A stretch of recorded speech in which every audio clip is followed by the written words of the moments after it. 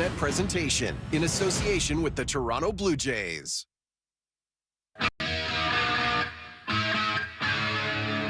Bo is coming back to town as a member of the New York Mets. Bo Bichette and the Mets come back to Toronto. He means a lot to us as a team. He's meant a lot to this organization. Everybody loves Bo in Toronto. His homecoming is going to be something special, big applause, standing ovation. He's going to give us all a little smirk. I'm looking forward to facing him. It'll be a lot of fun.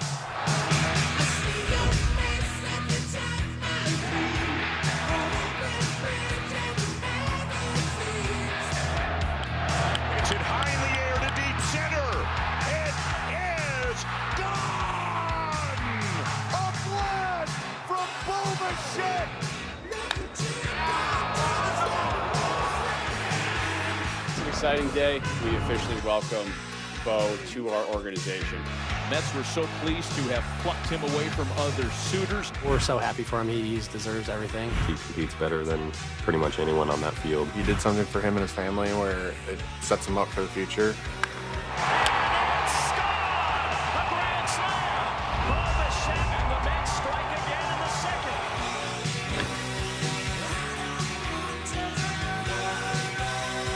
I hope for 3 days he's just not himself.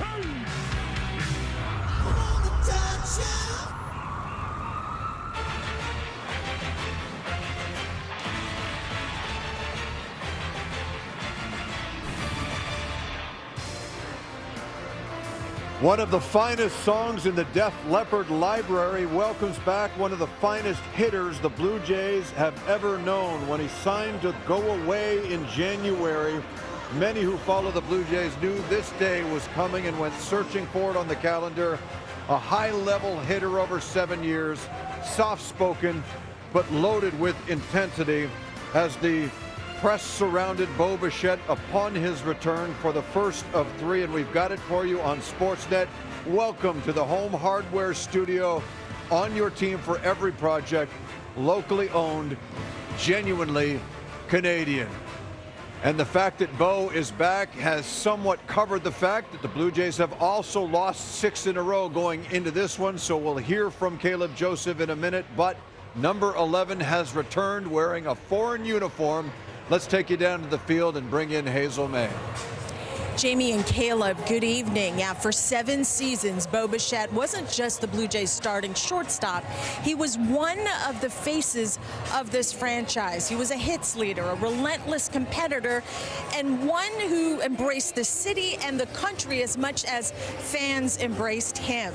Now, the Blue Jays are planning on showing a video tribute for Bichette at the top of the hour. You can see that right here on Sportsnet. Now, manager John Schneider has not long known Bichette. He has watched him transition from this baby-faced teenage talent to a bona fide middle-of-the-order threat. And for the first time since that heartbreaking Game 7 loss at last year's World Series, Bo Bichette returns to Rogers Center, where he made some memorable moments and lasting connections. And we first heard of Mr. Bichette when he was selected as the 66th pick by the Blue Jays at the 2016 draft, made his debut in Kansas City on July 29th, 3 years later. He led the American League in hits in 2021 and 2022 and was a 2-time All-Star as a member of the Blue Jays. Now, John Schneider wasn't sure if he'd be emotional or not. Well, see for yourself.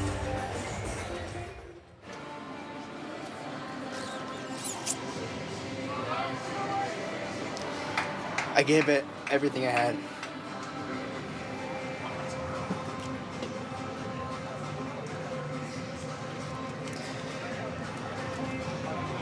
So I just hope that's appreciated. I mean, we went through it all together. The one goal we had together, we didn't accomplish it, but I've seen him at his lowest, he's seen me at mine, and vice versa at our highest. So yeah, I mean, from teammates as kids to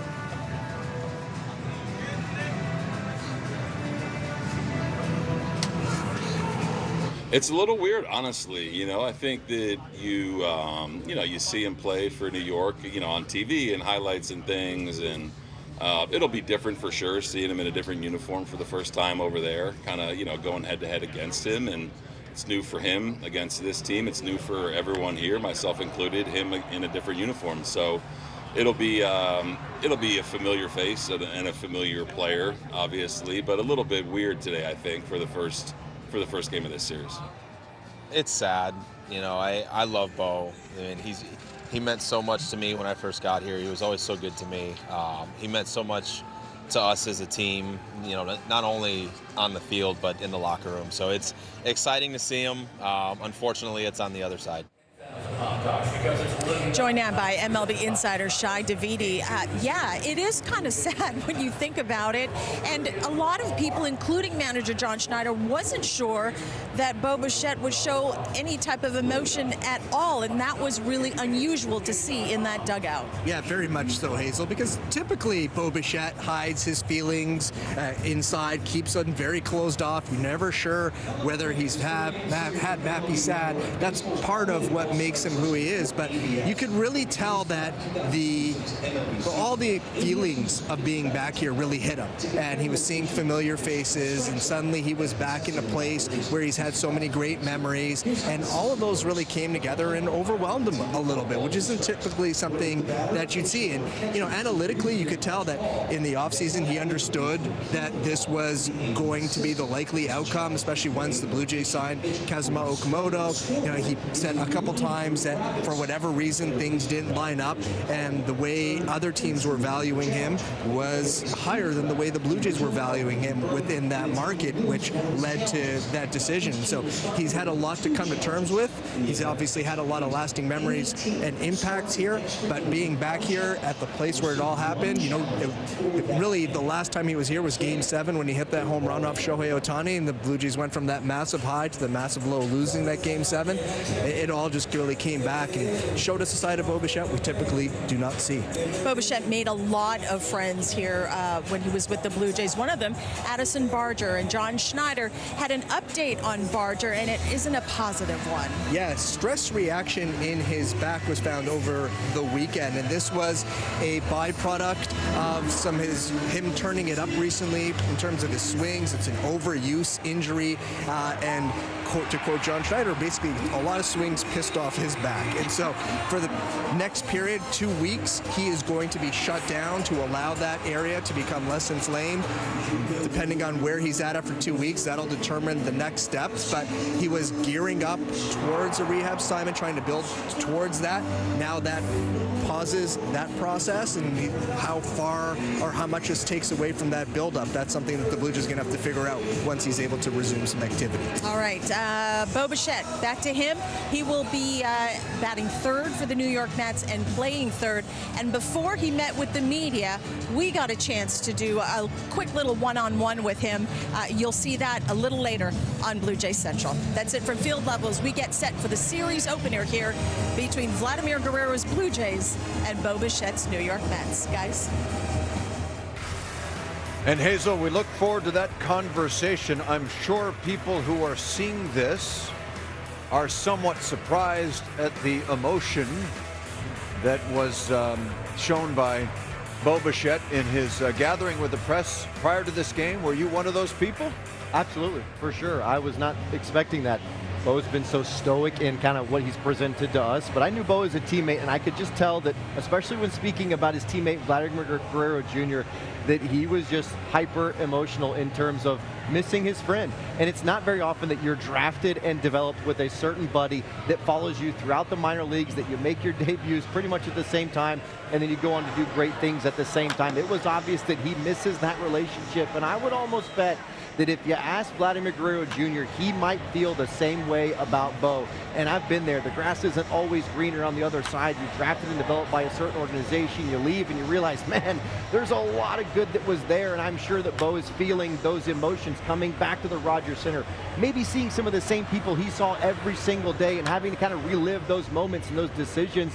that you make, and essentially he wants to really do what's best for him and his family, and I'm sure he feels that he did the right thing. But at the same time, you do come back to a place that is called home. And I spoke to Bo a lot, and Bo really loves the city of Toronto. He really absolutely loved being here, and I'm sure that he's got all kinds of emotions flowing out of him today. Not that he would ever admit this, but you do get the impression listening to him that maybe he just never wanted to leave in the first place. But maybe we'll find that out once the career is over. Trey Savage is set to go tonight for a struggling Blue Jays team against the Mets. Stay with us on Blue Jays Central.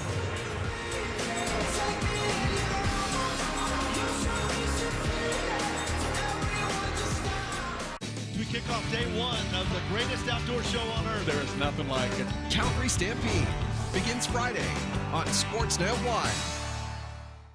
That swordfish won me the tournament. Next project, and head to your local Home Hardware with over 1,000 locations across Canada. Home Hardware is locally owned, genuinely Canadian. Tonight on Sportsnet, we're featuring both New York teams here at the Rogers Center. The Mets are in town. Meanwhile, on Sportsnet 1 coming up in a few minutes, the Tigers take on the Yankees. Casey Mize against Ryan Weathers in that one. It is now time for the big board presented by Bet365. And given that those Yankees were just swept in 4 at Fenway Park, let's bring in Mike Petriello to provide the post-mortem. Yankees were one of the best teams in baseball for the first 2 months, Jamie, but just played only .500 ball in June. And a big part of that is obviously they've lost Aaron Judge to injury. He has not played since May 31st.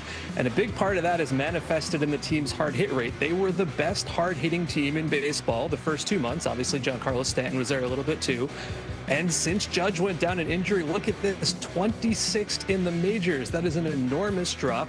Now, obviously, a huge part of that is simply not having arguably the greatest ever right-handed hitter in the lineup, but it's not just him. There's been issues up and down the lineup this month where guys who had gotten off to these great starts really have not performed lately. And some of these numbers here are really going to show it. Ben Rice looked like an MVP candidate for the first 6 weeks of the season. His hard hit rate has been cut in half. Trent Grisham was hitting the ball hard. He's been injured for a couple weeks himself. And one of the most mystifying collapses in baseball this year is Austin Wells, who's generally been a pretty good catcher.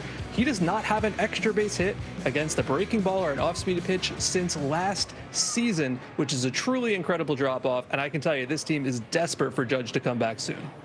So let's switch our attention to the New York team that's playing here tonight. And you'd like to inspire both your kids to be Mets fans. So you took them to Citi Field yesterday. What did you learn?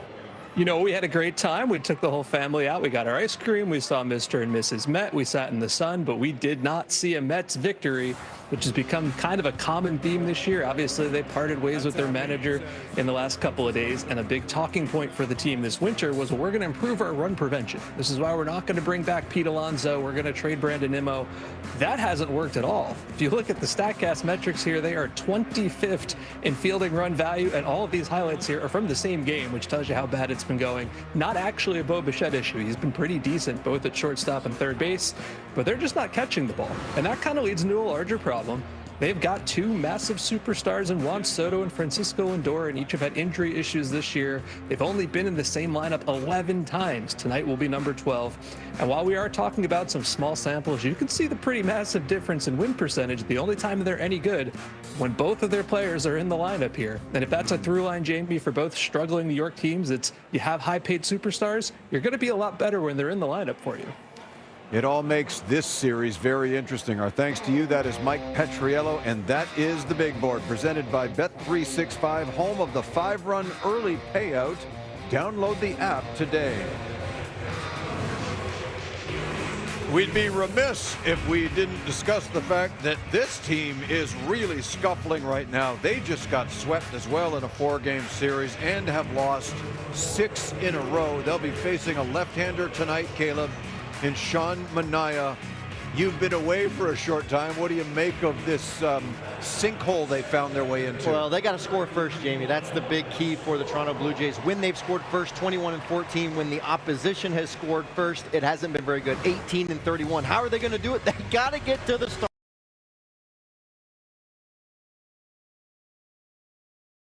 Look at that mere 163 batting average versus the starters. You got to have a good first shift. Hear that so often in hockey, and it's got to be all 4 lines, but particularly it's got to be the first 4 guys in the lineup. To me, this is where they're starting to sag a little bit. You've got to get some better production from those top 4 guys. Most teams' lineup is carried by the first 4 batters of the game, and they do that in their first 2 at-bats. That's getting to the starter. When you don't get to the starter early, you start playing from behind, you start chasing the game, you start letting the other team dictate the pace, and that's exactly what's going on. It's like playing on the road in hockey and you get down 2 goals right from the get-go. You're going to be chasing the game the rest of the time. That's what's been happening with the Blue Jays. They've got to score early and score often, get very aggressive, and it's those top 4 guys that have got to get it going and really set the tone, set the pace to give their pitchers some time to relax. Yes, the pitchers have got to do their job too, but a lot of times if you jump out to a 2-0, 3-0 lead right from the first or second inning, it seems to cruise on after that.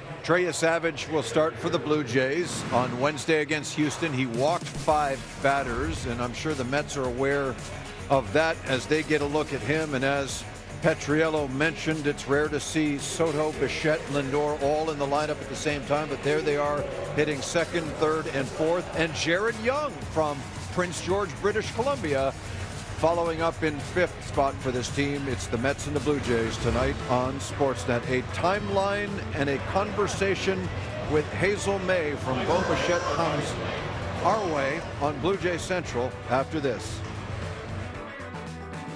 The Mets are coming to town with Bo Bichette. It'll be great to see him. I hope it's a good one. I think it'll be fun. I think they're going to be happy for him. I got nothing but love for Bo. I had a guy who had 7 long, good years for these Toronto Blue Jays. Bo is coming back to town. He's a heck of a player, so we got our work cut out for us.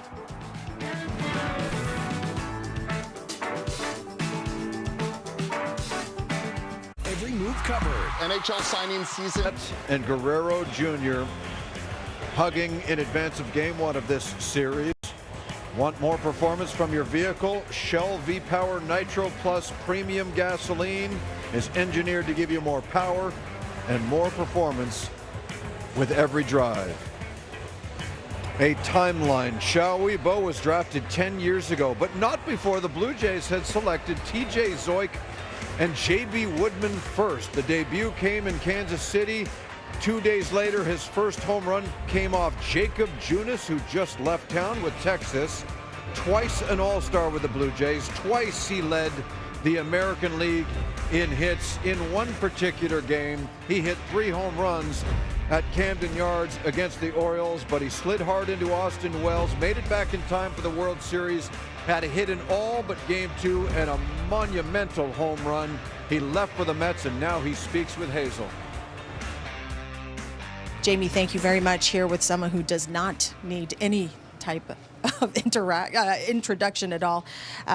Bo, I can't imagine what it would be like after so many years playing here and then touching down at Pearson International Airport. What do you remember about getting back in Canada? I mean, when we touched down, definitely, I don't know if emotions are the right way to describe it, but it was it was different for sure. Maybe looking forward to the game tonight and just being back where it all started. But I mean, I remember only good things about growing up here and having great moments here. So it'll be a fun couple of days. Everyone has been looking forward to your return, and even John Schneider said it's going to be weird. He's known you since you were a teenager, and now you're this prolific hitter in the big leagues. What kind of conversations, if any, have you had with any of the guys over on the other side in the days leading up to tonight? Honestly, none. Really? Not recently. Like over the course of the year, we've had conversations, but I mean, the big leagues is so hard and so many things going on that we're all kind of in our own world, and I'll look forward to seeing a few of them, or hopefully all of them, but it's we got work to do, so but it'll be exciting to see some familiar faces. For so many years, you and Vladdy were the face of the franchise for the Blue Jays. Now that you guys are kind of on your own, how much conversation is there between the two of you? I know you've always called each other brothers. And when you do talk, how much is it baseball? Yeah, we've checked in on each other. You know, I think most of the time it's just seeing how we're doing. This game there's a lot that goes into this game, and not just how difficult it is to go out there and perform, but how difficult it is, you know, mentally to continue to be strong throughout a whole season, through the ups and downs and stuff like that. So we've had our little conversations, but yeah, I mean, I love that guy. Last two. The transition to the Mets, how much was it made easier to be reunited with Marcus Semien? Yeah, definitely. It's definitely been easier. I mean, it's been a huge transition. A lot of new people, different city. I mean, just everything new. But Marcus wasn't, obviously. And, I mean, you guys know I leaned on him a lot as a young player. And, you know, I think the roles are maybe a little bit different now. But definitely having him around has been big for me. I've always looked up to him. You've visited New York and played in New York many, many times. Describe what the day-to-day is playing in Flushing for us. I mean, it's baseball at the end of the day. But I mean, it is different. I'm lucky enough to have a pretty quick drive to the field, which I heard was maybe unattainable. So I'm lucky there. But yeah, I mean, for the most part, it's the same thing. And you know, hopefully we can get some wins so I can see what it's like to win in New York. Listen, I know you've got a ton of people waiting to talk to you. Appreciate you hopping on Blue Jays Central.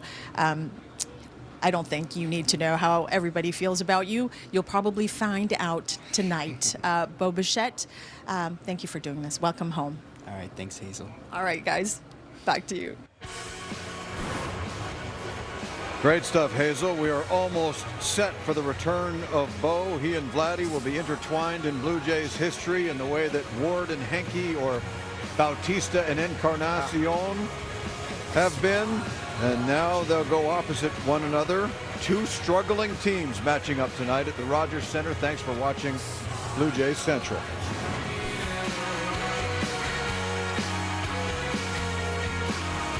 Closed caption. Really experienced the game. Some would say we were interacting.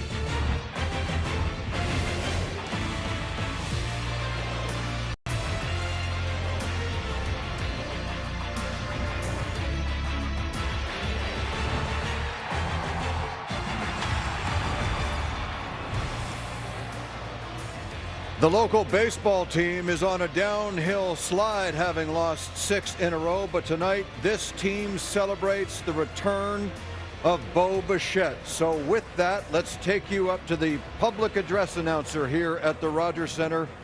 Here's the voice of Tim Langton. Blue Jays fans, please direct your attention to the video board as we welcome back longtime Blue Jay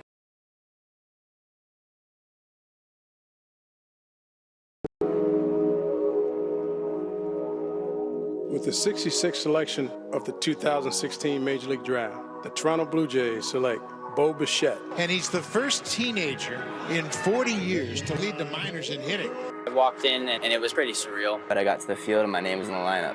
Ground ball, base hit for Bo Bichette on the second big league pitch he sees. We was waiting for, ooh, there go the youngin'. This is my dream, always believe, but I can't 1-1. Bo Bichette walks it off. He's done just about everything you need to do as a young player. A walk-off home run for Bo Bichette. Have a day, Bo. From the Toronto Blue Jays, Bo Bichette. What he said.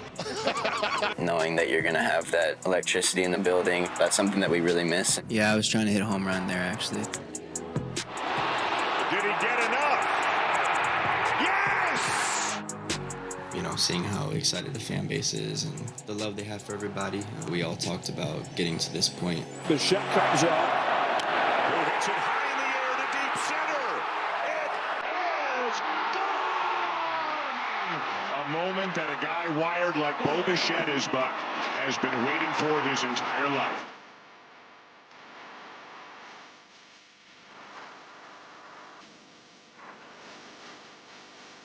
on behalf of Blue Jays fans, thank you for all the memories.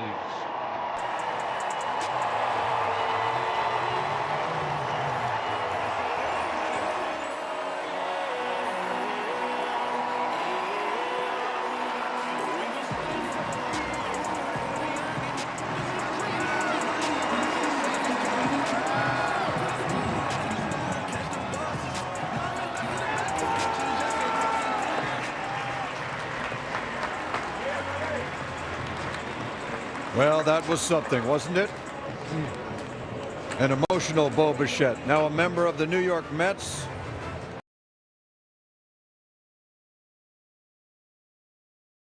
Sportsnet.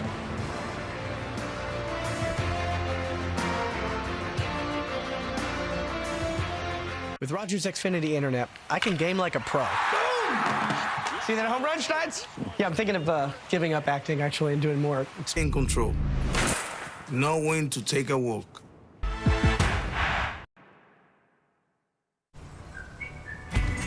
To Rogers Blue Jays baseball on Sportsnet as the Blue Jays try to get back on the right side of the scoreboard here. They have lost 6 in a row, but before the game began, you saw the tribute video for Bo Bichette, back now as a member of the New York Mets. And after a very slow start to the season, Bo Bichette is on one of those tears that everybody watching tonight has seen many, many times. He has really picked it up in recent weeks for the Mets, who overall are having a very down year. They are 35-49. They've got the 3rd worst record in the majors. They've lost 8 out of 9, and they will get their first look tonight at Trey Savage. Trey Savage making his 12th start of the season. Got off to a pretty good start coming back from his injury, but the last handful, he has run into all kinds of trouble with the free passes. He's now walked 20 batters in his last 5 starts. Took him a career high 105 pitches to go 5 2/3 against the Astros last time out. Yeah, John Schneider talked about the walks. He said sometimes they're leading to runs, sometimes though just leading to more pitches, meaning they have to go to the bullpen earlier, and everybody knows that story. We'll see how it goes for Savage here tonight. This is one of 2 rookie outfielders getting a lot of playing time for the Mets. Carson Benj, their everyday right fielder. First round pick a couple of years ago, made his way through 3 different levels of the minors last year and broke camp with the team this year. And Savage beat him with a fastball there at 95. He's out in front 1-2. You always wonder when a pitcher's struggling with the walks if you just want to really establish that fastball early. 3 straight so far here to the young bench. He's got some power, 9 homers. He's got some speed, 11 stolen bases. That's the first splitter he sees, and home plate umpire James Hoy says he went around. You can only imagine after seeing 3 straight fastballs from Trey Savage what that splitter looks like. Just disappears. Strikeouts are brought to you by Subway. Get 25% off any footlong on game days. Order in the Subway app using code STRIKEOUT. The number 2 hitter for the Mets, Juan Soto, who wants to look one over. He had no intention of bunting that pitch. He just wanted to either mess with Savage or have a look at one. It's been another very good year for Soto, as you can see from the numbers. Hitting for average, hitting for power, and Soto with about as good an eye as any batter in the game. That is a tremendous take. Not too many people not swinging at that splitter from Savage. Fouls it back 2-1 with Bo Bichette now out of the on-deck circle for the Mets.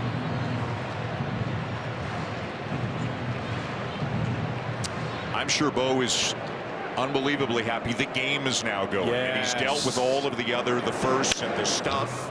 That is lined a fair ball into the right field corner. Soto is on his way to second, and in there with a 1-out double. And that'll bring up Bichette. Third baseman, number 19, Bo Bichette.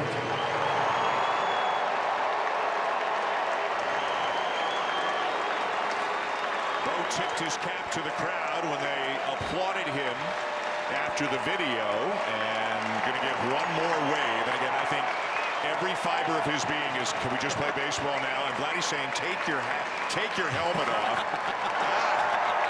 Not many can make Bo smile in moments like these, but Guerrero still has the knack. Those two guys spent 10 years together between the minors and the majors. Bichette signing a 3-year deal as a free agent in the offseason. 7 years in the big leagues with the Blue Jays, a 2-time All-Star.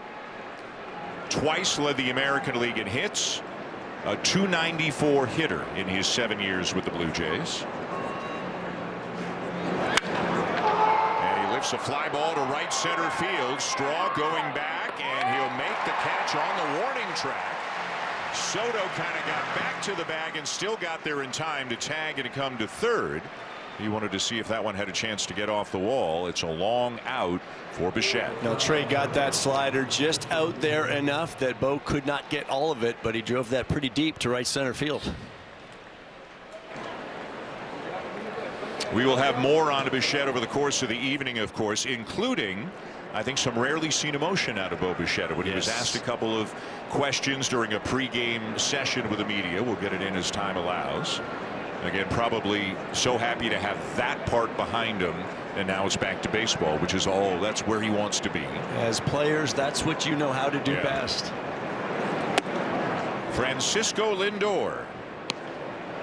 The reason Bichette is a third baseman for the Mets is because they have Lindor. Now, Lindor was out a couple of months with a calf injury. Bo moved back to short, but Bichette now back to third with Lindor coming off the IL just a few days ago. Hasn't played a ton, but the numbers are not very Lindor-like. You're looking at Andy Green, the interim manager for the Mets. Carlos Mendoza was fired on Friday in the midst of a 6-game losing streak. Then they played the Phillies over the weekend, lost 2 out of 3. Green, formerly the manager of the San Diego Padres a few years back. The appeal didn't go, and it's 2-1.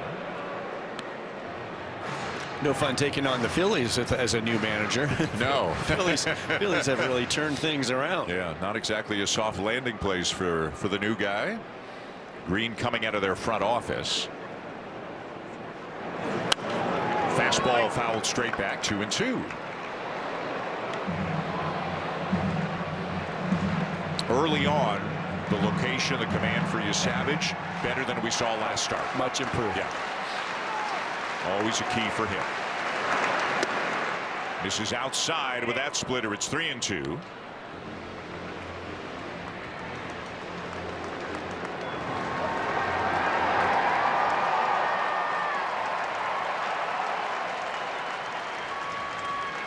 Soto at third, 2 down, and the 3-2 line to center.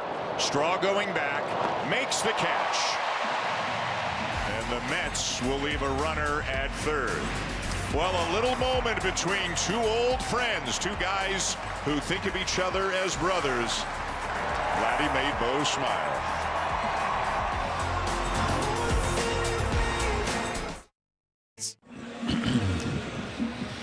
Bottom of the first, and let's check out the Blue Jay lineup tonight. George Springer leading off and DHing. There is a lefty on the mound for the Mets, so the lineup looks a little bit different tonight. Just a couple of lefties, and Lucas and Pinyango. Kazuma Okamoto hitting in the cleanup spot. Ernie Clement batting fifth, and Brandon Valenzuela getting the start behind the plate tonight. They will face 32-year-old left-hander, big guy, 6'5", Sean Manaea. He is a big guy, indeed. He's a big left-hander. Manaea has pitched in 17 games this season. He's made just 3 starts. This is his 4th, and the last 3 games he has pitched has been as a starter. He's back in the rotation after mostly working bulk work and after an opener. The velocity's down a little bit this year, and he's trying to get back into this rotation, and in his last start against the Cubs just went 3 innings, but it took him 86 pitches to get through it. And you saw in that first pitch, it's an unusual delivery. Really steps to first. The arm angle is low. You can see why it wouldn't be any fun for lefties. George Springer has seen more of Manaea than all the other Blue Jay hitters combined. Manaea had a few years with the A's back when Springer was an Astro. That's a swing, says Sean Barber, so it's 1-2. That is the sweeper that we will see a lot of from Manaea. He uses it over a third of the time. Just his 4th start. He's been a bulk guy for much of the season, but they've had a ton of injuries in the rotation, so they have been using him as a traditional starter the last couple times around.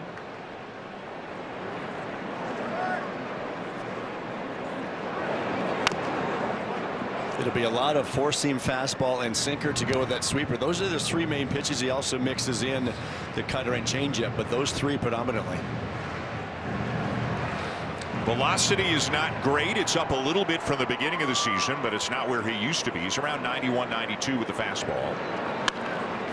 This is hooked to left field, and it's going to get down for a base hit and past Soto to the wall. Springer around second, and now the ball is dropped, and Springer is coming around to score.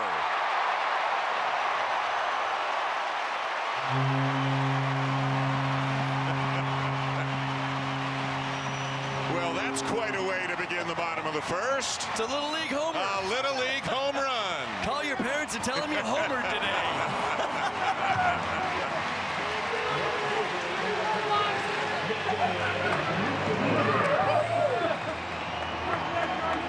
So we'll wait for the scoring on the play. It looks like a triple and then an error. The ball was picked up and dropped on the warning track, so it's definitely not an inside the park home run. Soto never got a glove on it. That was the beginning of the problem for the Mets.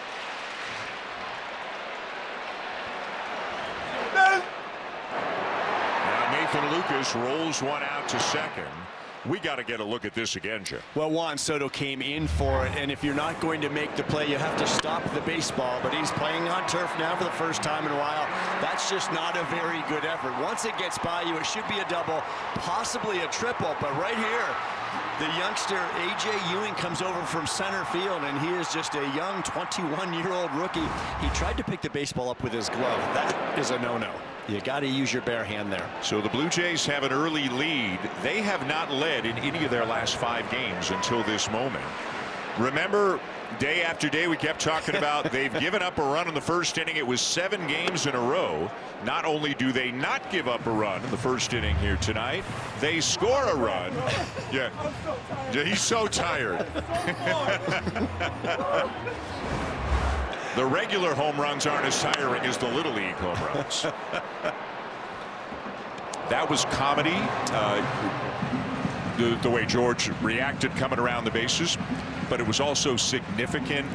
These guys haven't led in a while. They need to get out in front a little bit and remember what that feels like. Guerrero hits it hard, but right at Lindor for the second out. Let's round the bases with George Springer. Well, right here, you're thinking base hit, get on ball. I want a single. Then, oh, got by the left fielder. I'm going for 2. I'm thinking 3 right now. I had my eyes on Carlos Fables right here. And once he started waving him home.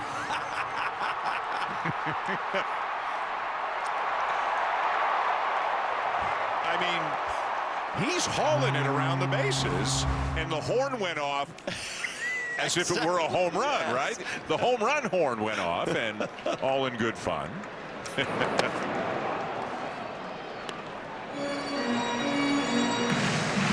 I bet you years from now, as George's kids get older, he'll show them highlights of his career. One of the kids will say, hey, what about this? What about... That's good. He's going to pull out his phone and show some people that one every now and again. Okamoto is saying he got hit on the foot. And James Hoy agrees.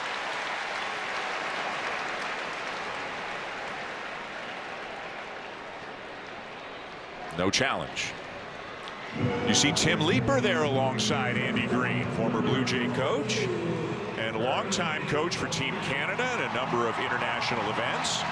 He and his family still live in Ontario. We were down talking to Leap in the clubhouse. I think we decided he's at least 50% Canadian. Oh, he has to. All that he's done with Baseball Canada, for sure. And a good man. Now the third base coach for the Mets. 1-0 the count on Ernie Clement.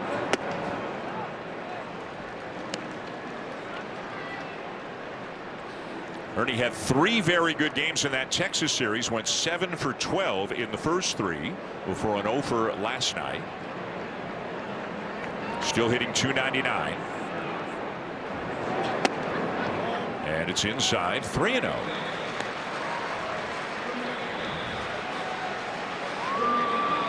At one point, Manaea had a better velocity. This guy's been a really good pitcher. He has started 6 playoff games in his career, 3 different teams. He threw a no-hitter way back in 2018 when he was still with the A's.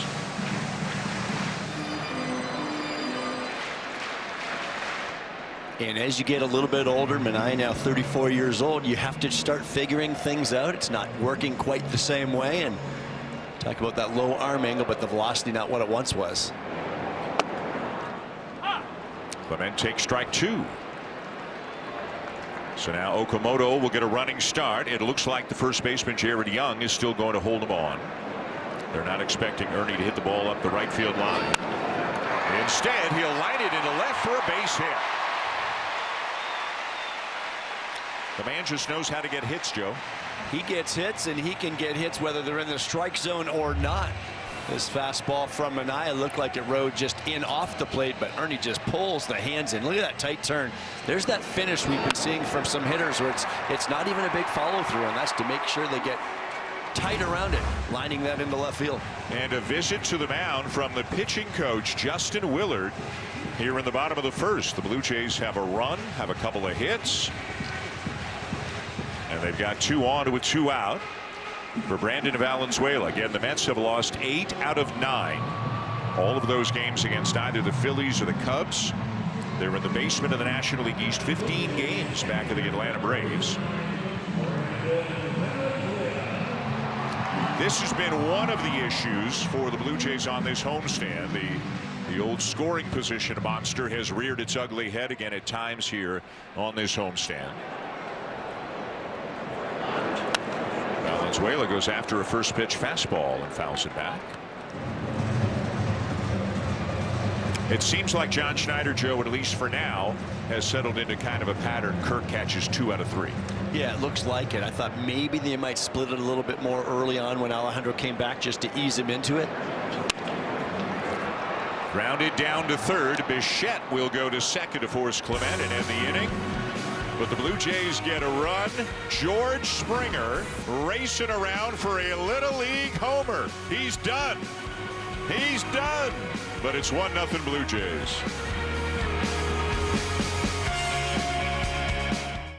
Years, Bo Bichette and Vladimir Guerrero Jr. were the faces of this franchise. And now that Bichette is gone, the spotlight is squarely on Guerrero. And life without his longtime friend and teammate hasn't gotten off to the best of starts. Over his last 50 games, Guerrero has gone deep twice and has an on-base plus slug of just .565. We know Guerrero is fighting it at the plate, but I asked Schneider where he's at mentally these days. I've checked in with him a few times.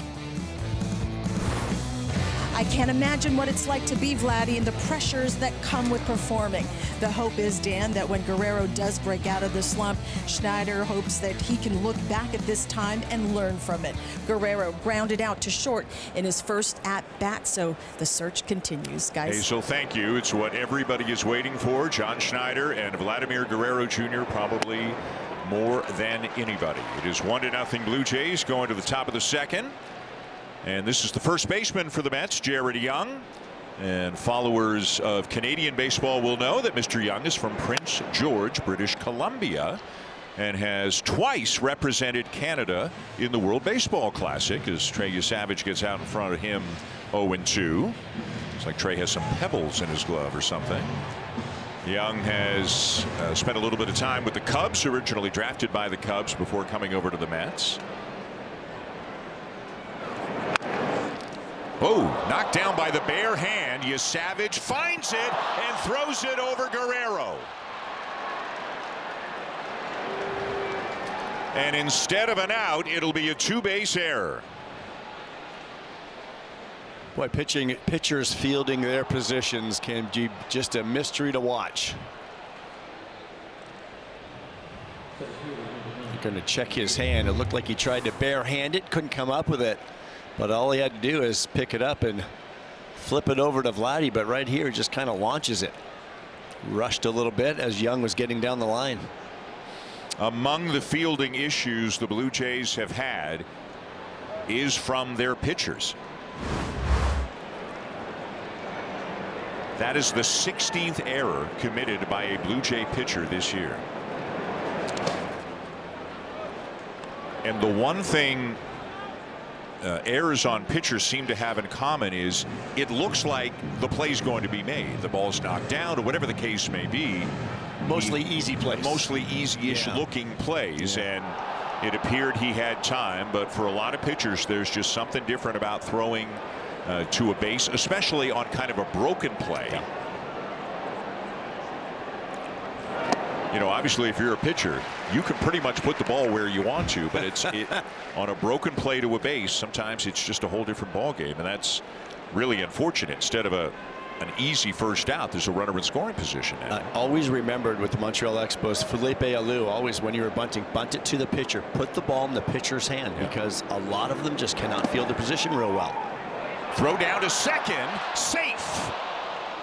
Boy, Valenzuela with quite a pick too on a ball in the dirt. If it gets by him, the runner goes to third, but a play was on and he very nearly threw him out. Well, you can see him coming up. Oftentimes too, you put a play on, so in your head you're coming up firing, and he decided to just pick that out of the dirt and made it very close. Very close. There's that arm on display again from the Blue Jays catcher. The batter is A.J. Ewing, the rookie center fielder for the Mets. He joined the team in mid-May, 4th round pick a couple of years ago. And he's done well. A .279 average, well over 300 over his last 24 games. This is lifted to left center field. Piñango over into the alley to make the catch for the first down.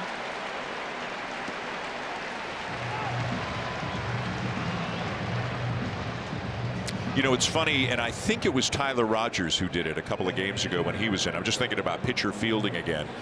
Rogers had the ball, and it was more of a routine play. There wasn't a, I knocked it down and had to pick it up. But Rogers kind of ran it over about 8 feet and made about a 15 or 20 foot underhand toss. And maybe in the moment you kind of go, oh, why? But it's a safer play for a pitcher. Cut down that throw. Yeah. Especially the overhand throw. But you're right, pitchers can dot a fastball 94 on the outside corner, but you ask them to throw to first base and it doesn't always go well. Here's Mark Vientos. Plays a lot of first, DHing tonight. Vientos having a down year. He's got 10 homers. We got a challenge early here. The batter is challenging the pitch. This closer look is brought to you by Specsavers, and that is a successful New York challenge. has 2 challenges remaining For Vientos, so the Mets still have 2 remaining.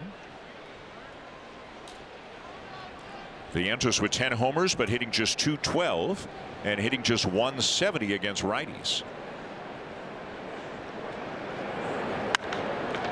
Pops it up. Urias out at second. I wonder if anybody told Luis if there's a pop-up near you, Guerrero's going to be in the area just horsing around. Don't look at him. See? Yeah. Disregard. I don't know if Urias knew Guerrero was going to do that. I hope he did. Yeah.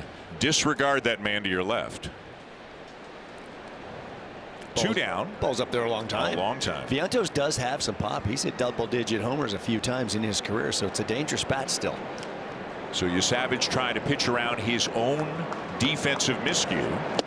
Good splitter there to get out in front of Brett Beatty, 0-1, former first-round pick back in 2019. Some seconds, some thirds, some right, but not a lot of offense, as you can see from those numbers. Pretty good year last year. 18 homers, hit over 250. The numbers way down, and he hasn't gotten close to either one of those splitters. Which begs the question, you come right back with it. As a pitcher, you don't want to try to throw your best one, then just do it again. Pitchers can throw 2 good pitches in a row, but the third one they try to make it better. You don't have to. Throws another one. Savage told us, I guess about 10 days, 2 weeks ago, talking to him in the clubhouse, he never shakes off Alejandro Kirk, ever. He does feel, because Valenzuela, a little bit younger and newer to the big leagues, every now and again, but generally he puts his faith in the catcher and the game plan. If you can get the trust of your pitcher like that, if you're an Alejandro Kirk, it comes with experience, and Alejandro's been around a lot longer than Valenzuela, so he's earned that trust. But what you want to do is you want your pitcher to trust you so that you take all of that off of his plate. All you want from your pitcher is thinking about executing the pitch. Fastball high.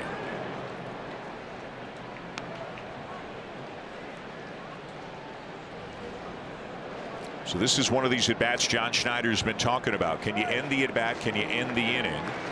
Not give up a walk, not raise the pitch count. Fastball hit in the air, shallow center field, and there in time is Straw to make the catch. And Trey Savage does indeed pitch around the air. Nothing across for the Mets.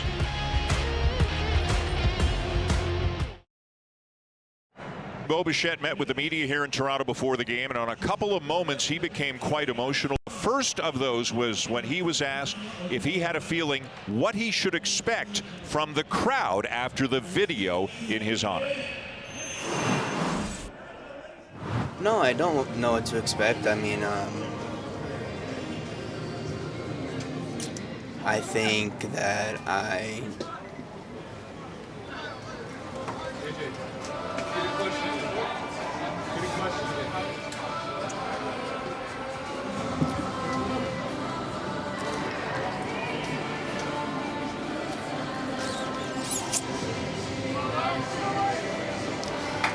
gave it everything I had.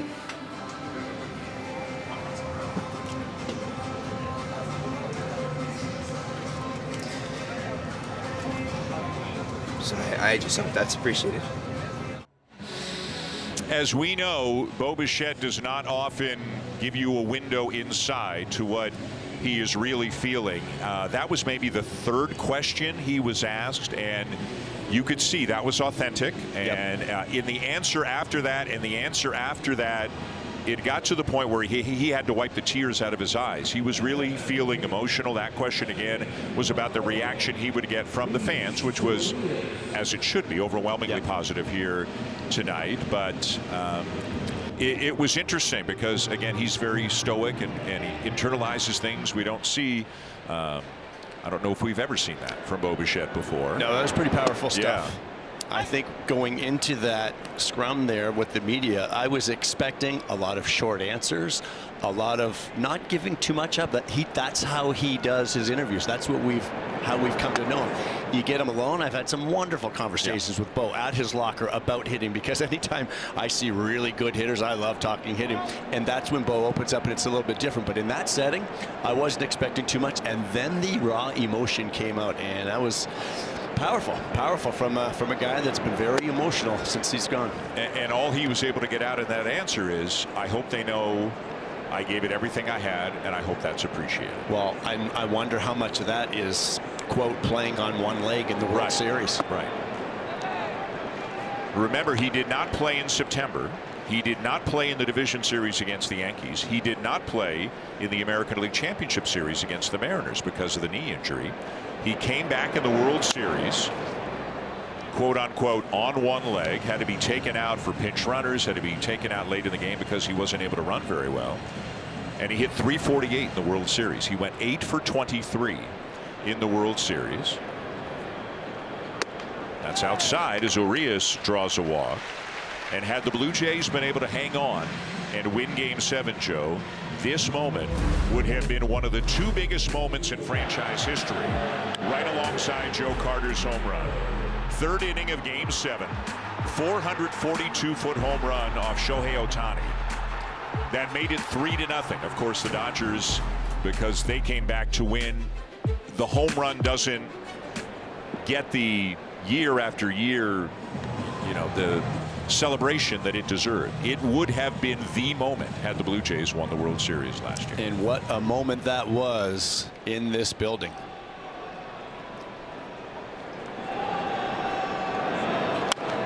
Yohendrick Pinango, the batter. The other time when when Bichette got a little bit emotional, or more than a little bit emotional, was when he was asked about Vladdy and all they have been through and how many years they have known each other. And again, Bichette paused for about the same amount of time, 15, 20 seconds, before he kind of gathered himself and was able to give an answer.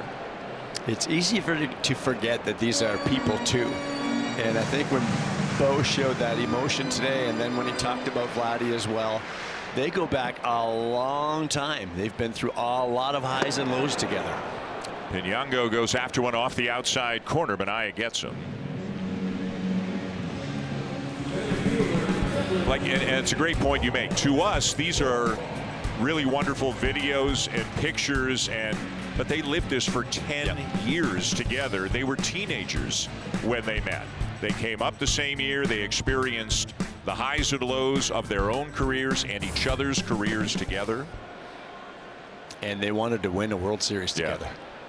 That was what Bo said. He said the only thing we always said we wanted to accomplish, and he didn't explicitly say, he paused and he said, we got close, but we weren't able to accomplish, so it's obvious what he meant. Grounded out to second off the bat of Straw, and the Mets will turn it. A 4-6-3 inning-ending double play.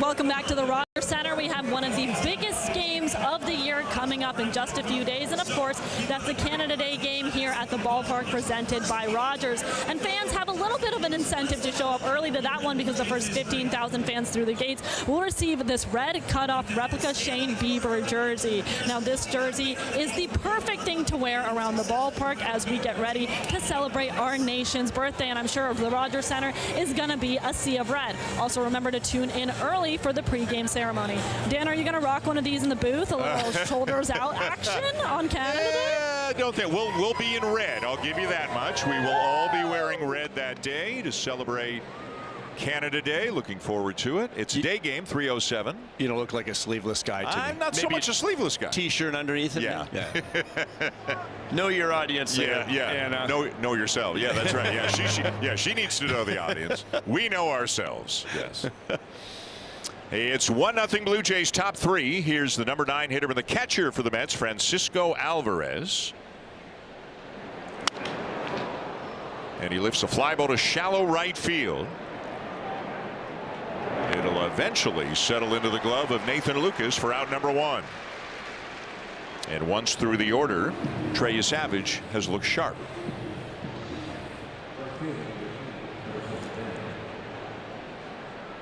First time the Mets are seeing him.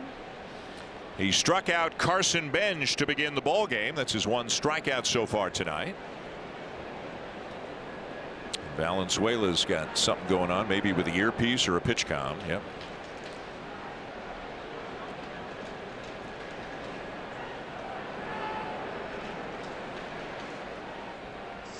Oh, maybe it's not the pitch com. Jose, it might be stuck in his ear or something. Jose Menestral had to perform a little emergency surgery right there. It needs to be extracted. Scalpel. He's going to have to grab that thing and pull it out with some tweezers, I think. Wow, you're not kidding. That's what he's got. I'm not a doctor. I just play one on TV. I have seen where a bug or a moth has flown into a player's ear on the field and where it's had to be taken out like this. This is a new one.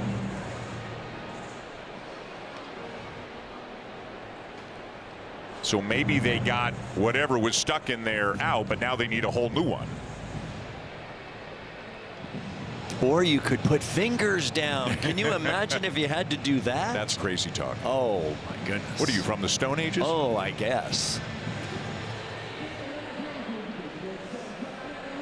Unfortunately, Savage has to stand around on the mound, right? He had a pretty good rhythm going. And now, all jokes aside, how about you just go put some fingers down and get this inning going? I don't want this guy standing out there for another. It's still stuck in his ear. However long it's going to take. Looks like he got it. He got it out.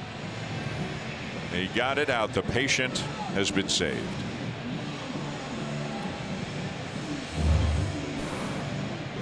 There it is. It's only going to hurt for a second, Brandon. Now we've seen everything, Joe. Because it's already in his left ear, it looks like. They switched ears. Yep.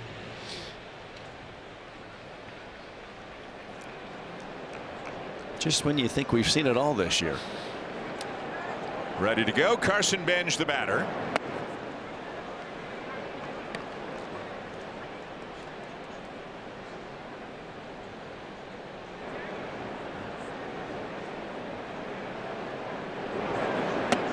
Two and 0.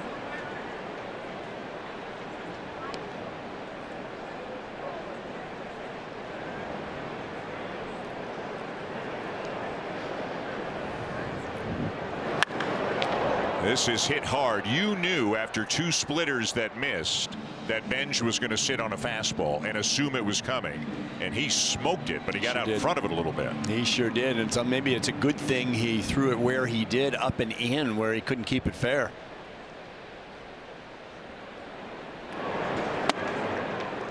Called strike 2. Came back with it. Yeah.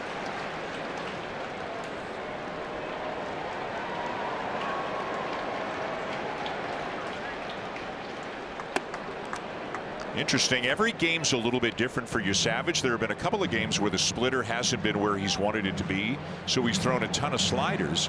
He's hardly thrown a slider. Only 3 tonight. He's basically fastball splitter so far tonight. Last couple of games, he's really leaned into the slider. Yeah. 3-2. And a soft liner into shallow right for a 1-out single.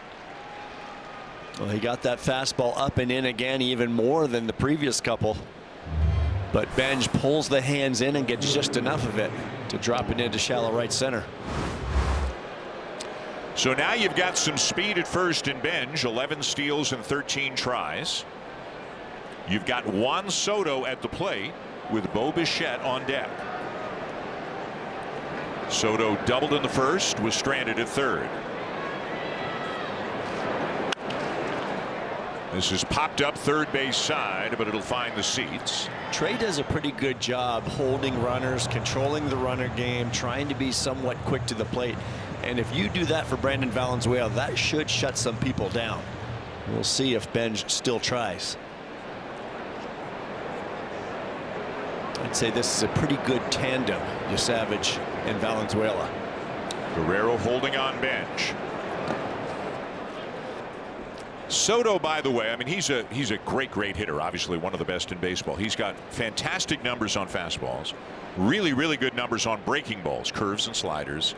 Not nearly as much on off-speed pitches, which is changeups and splitters, which is what Savage has, of course. He's thrown him a couple of splits in this at bat.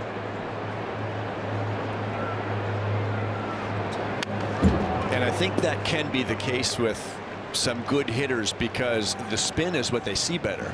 So you can pick up the spin on a slider or a curveball. The splitter tends to look a little bit more like a fastball longer. So especially coming from the right-hander to a left-handed hitter, a splitter can look like a fastball a long time before it dies down, whereas the breaking balls, you might pick up the spin sooner. Infield really playing Soto to pull about as much as the rules allow. 1-2 pitch is very high. 2-2. You can see Clement, who's at short tonight, almost all the way up the middle. Okamoto's basically at shortstop. They'll give Soto a tapper up the third baseline. The 2-2 and a ground ball to second. Urias to Clement, back to first, but not in time.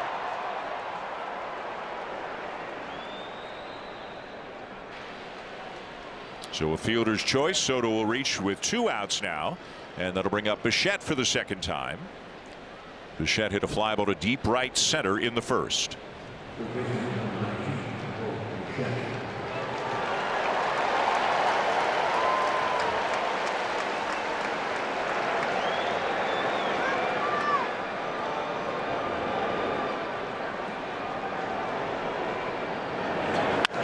Fastball grounded to short. Clement to second for Soto, and to retire the side. 1-0 Blue Jays, going bottom 3.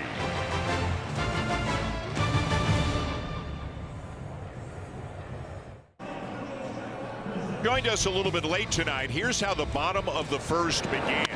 George Springer lines one to left. Juan Soto a gamble and a whiff. It's all the way to the wall. Springer's around second on his way to third, and then it's dropped by A.J. Ewing. And that error allows Springer to come in on what we playfully called a Little League home run. It's a triple and an error. And I think if there had been a stretcher in the dugout, George would have laid down on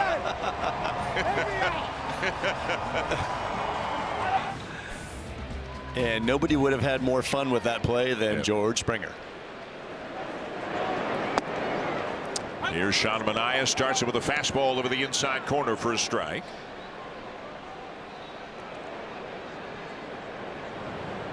The first triple of the season for Springer. Didn't go. 1-1.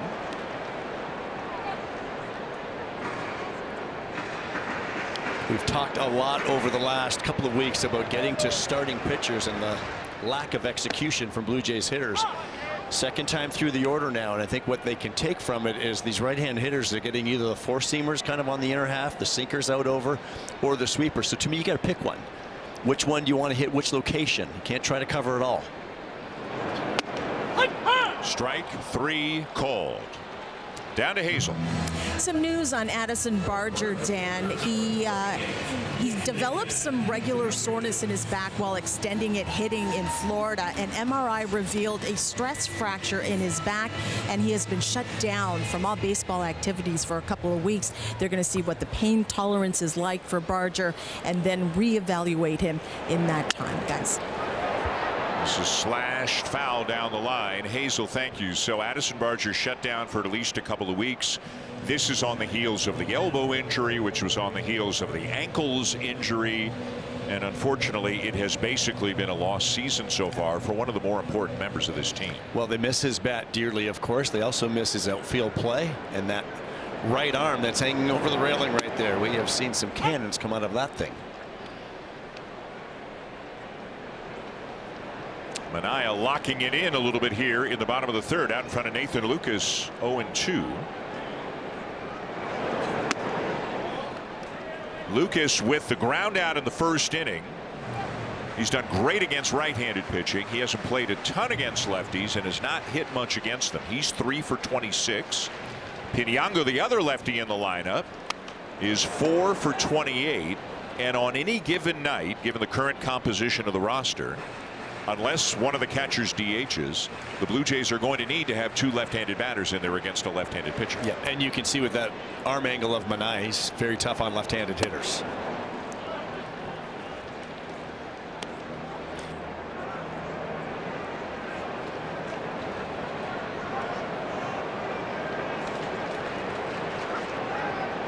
Hasn't been a great season for Manaea, but the righties are the ones that are doing more of the damage. And this Mets team, with all the problems they actually have a very good bullpen. This is not a, hey, we want to get the pitch count up on the starter and get to the pen early. This is a, hey, you want to score on the starter, because you might not get very much off the bullpen. Ground ball to Bichette at third. Lucas out by a step. Kind of interesting. We haven't talked about Bo defensively, and again with Lindor back off the IL, Bichette is back to the position the Mets signed him to play because they have Lindor. Bo Bichette now predominantly a third baseman. Making his 40th start of the season at third base. To follow up on your point, he started at shortstop 43 times, so pretty split so far, but I'm sure he'll find a home at third there with Lindor back. Yep. 2 down, and here's Vladimir Guerrero Jr. hit a ground ball to short in the first.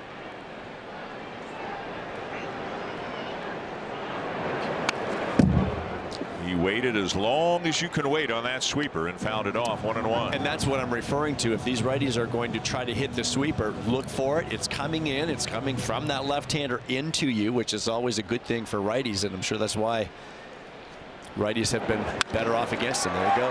Line drive left field, and Soto made the catch. A good sliding catch by Soto when a ball hit hard off the bat by Guerrero. And the Blue Jays will go in order. Soto with a good play to win the bottom of the third.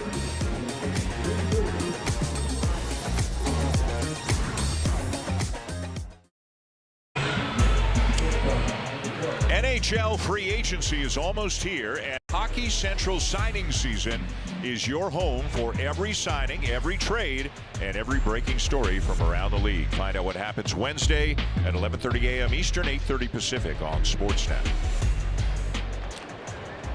Top four, and a 1-0 lead for the Blue Jays as Francisco Lindor swings through a fastball 0-1.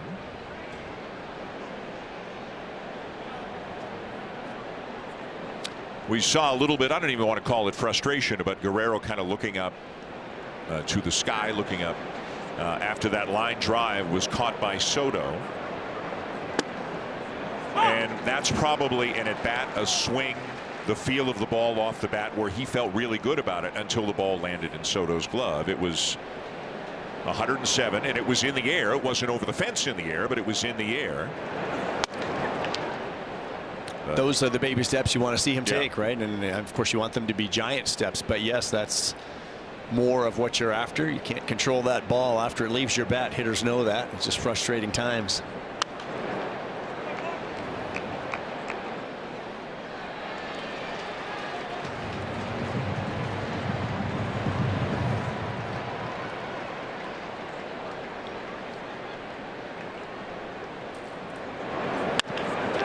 Ground ball down to first. Guerrero's got it, and he will make the play himself to get Lindor.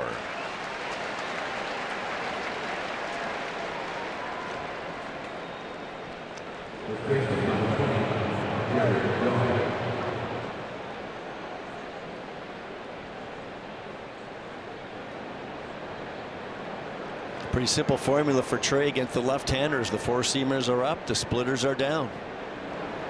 Pretty good mix with those two pitches. So here's Jared Young, who reached on the savage error in the second.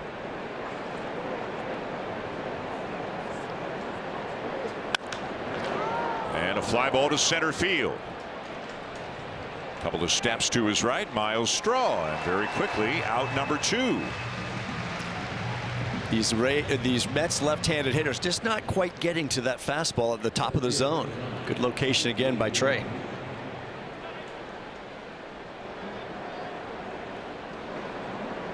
Three and 2/3, 2 hits allowed, and maybe even more importantly, Joe has not walked a batter here tonight. He has thrown 53 pitches, 33 strikes, 20 balls. A.J. Ewing, the center fielder, hit a fly ball to left his first time up.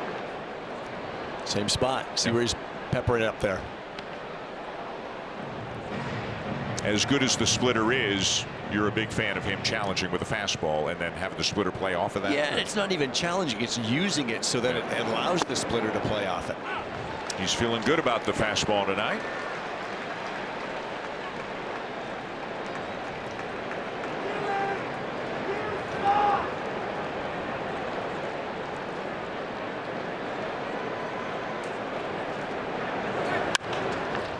In the air to left.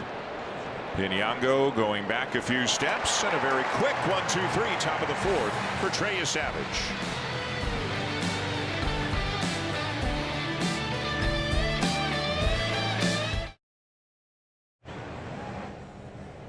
With the roof open, and what a night for this bird's eye view provided by WestJet, the official airline of the Toronto Blue Jays. We've got a drone camera thanks to WestJet with us here tonight, and as you can see, it's a great scene. It is a packed ballpark.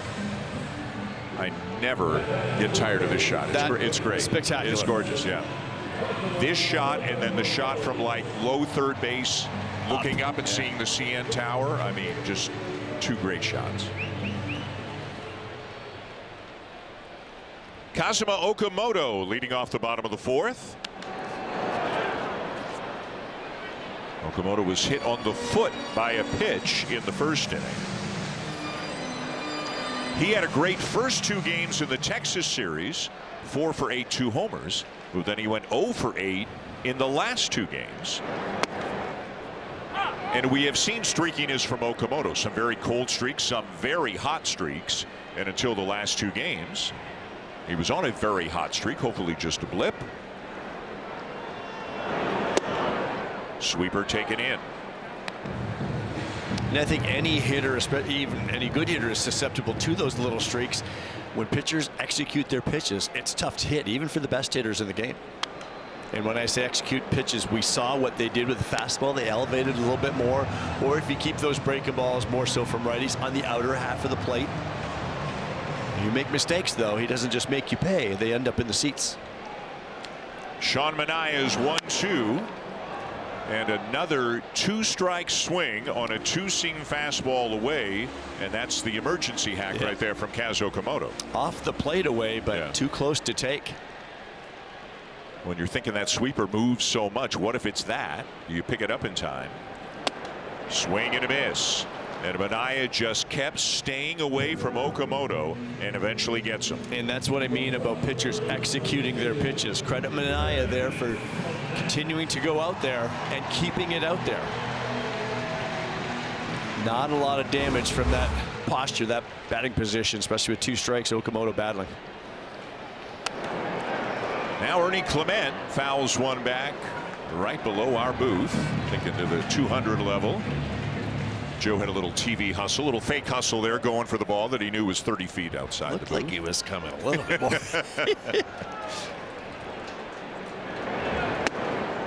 So there's the sweeper again, and you hear slider, curveball, sweeper, so many different breaking balls. One of the things that characterizes sweeper is all of that horizontal movement. Yeah. I mean, it's a slider, but now that we have different names. Well hit ball left field. Soto back, reaches up, makes the catch for out number 2. Well, after once Soto misplayed the very first ball hit to him off George Springer's bat in the first inning. He's made a couple of nice plays in left field, not necessarily known for his defensive prowess. They do have an exciting outfield, though, with Ewing and Benj in center and right field, 2 good young players that the Mets are very excited about. Brandon Valenzuela goes after a ball that was in on him. Bichette over for a look, but it's on the other side of the netting. When I sat down to do my scorecard today and I started writing in the Mets defense, I put Bichette at short. Old habits die hard. Yeah.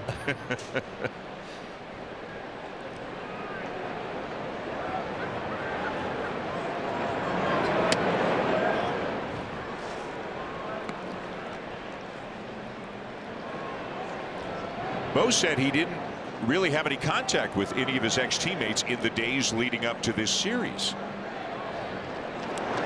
Said he has kept in touch with several of them, but none of them really recently. Talked about the life of a ball player being crazy and long hours in games. And he and Guerrero, by the way, as each of them were kind of running sprints about 15 minutes before the game, happened to be out behind second base at the same time. A broken bat ground ball back to Manaea as Valenzuela is retired. And now 8 in a row set down by Manaea. It's still just 1-0.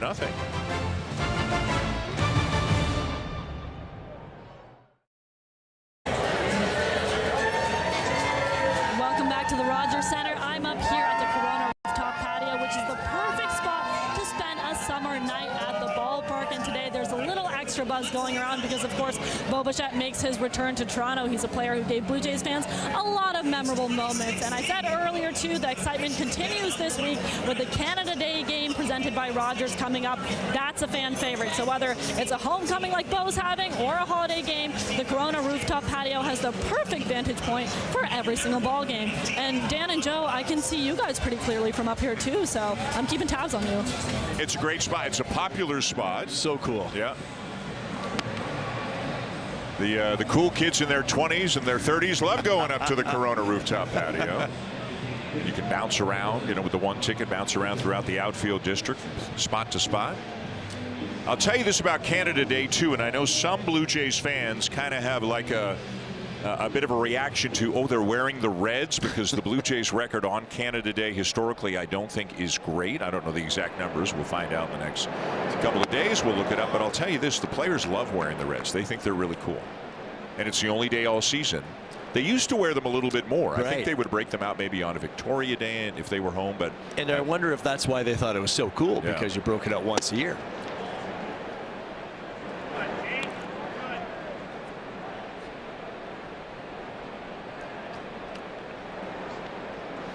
2-0 on to Mark Vientos, leading off top of the 5th. That looked pretty good, but it's just inside. No challenge from Valenzuela. It's ball 3.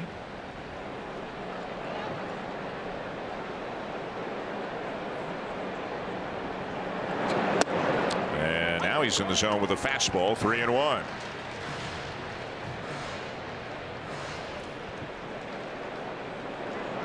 Pete Walker looking on. It's been a good start so far for Trey Savage. Another fastball, a swing and a miss by Vientos, 3-2.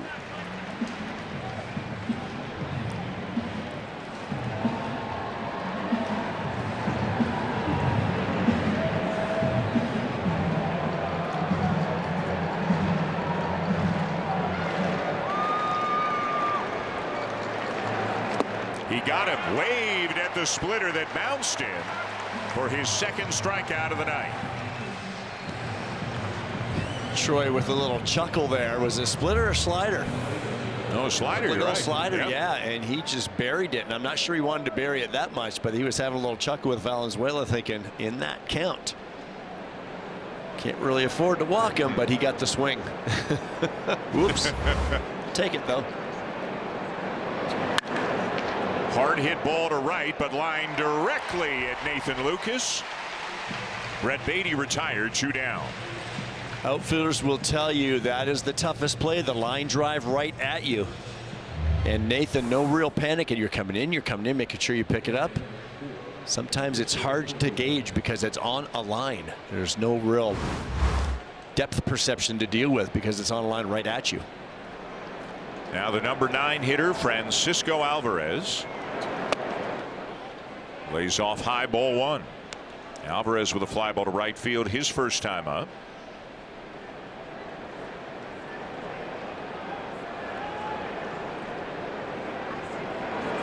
Trey is much more of a fly ball pitcher than a ground ball pitcher. And of the 14 outs that Savage has gotten tonight, Joe, 2 of them have been strikeouts, but of the other 12, 8 of them have been fly balls to the outfield. A lot to do with those elevated fastballs, yeah. I think, right in the top half of the zone. Hitters just not quite getting to them, catching the bottom of the baseball, putting them in the air.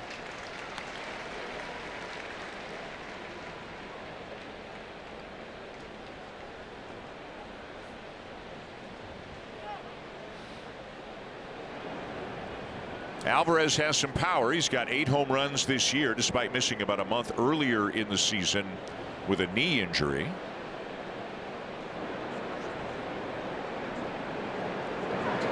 He hit 25 home runs 3 years ago in his first full season in the big leagues.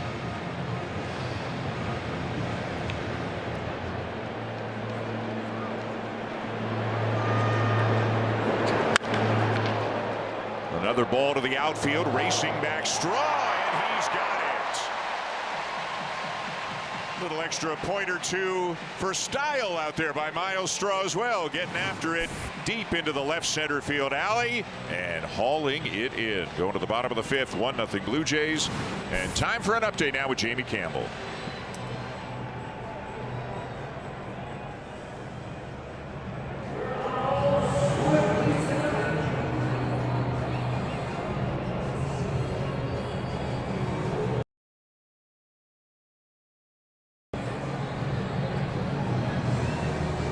WestJet and the Toronto Blue Jays are celebrating a partnership that's connected Canadians since 2012 with a brand new co-branded aircraft livery. In WestJet's 30th year and the Blue Jays' 50th season, it's a bold symbol of momentum and pride from the runway to the ballpark. Watch for it flying across Canada.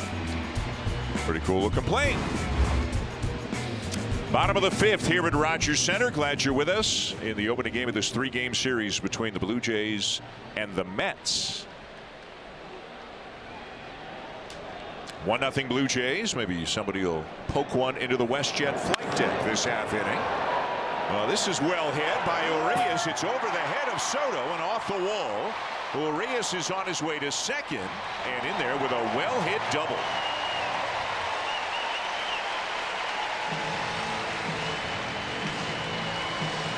Well, when I was saying pick a spot, maybe it's a location. Is it in or out? If you want to pick a pitch, you can. Maybe Urias just looking for one of these fastballs out over the plate, and he gets a sinker, and he barrels it off the wall in left center.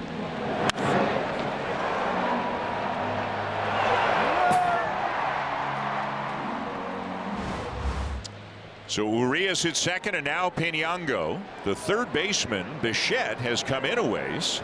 The first baseman, Young, even with a bag. Piñango hits a ground ball up the middle, and a good job by Urias. That ball hit to his left.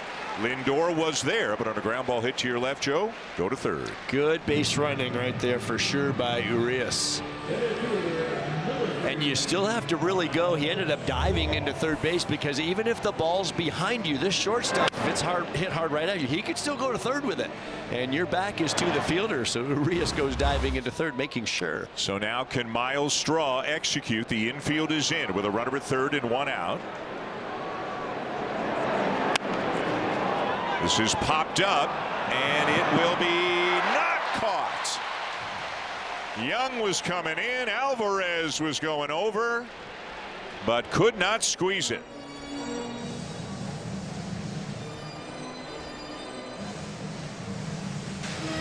Well, this ball was just not in the air a long time, so not a lot of time for the catcher, not a lot of time for the first baseman.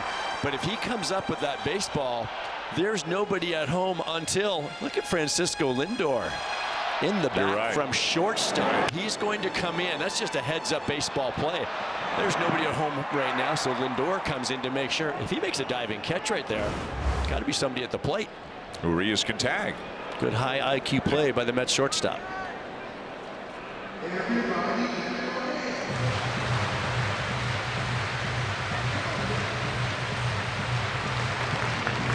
Straw grounded into a double play his first time up. Trying to get a ball in the air to the outfield here to bring home a second run. Fouls it back, and now it's 0-2. I was just going to say, I think that's the pitch. One of the fastballs up in the zone is the pitch that you want to get to try to hit it in the air. Miles got a pitch to do it. He just missed it. And that fastball just 90 miles an hour. Again, Manaea does not have a ton of velocity. Jesus Sanchez on the IL with an ankle injury. Chatting with Brandon Valenzuela.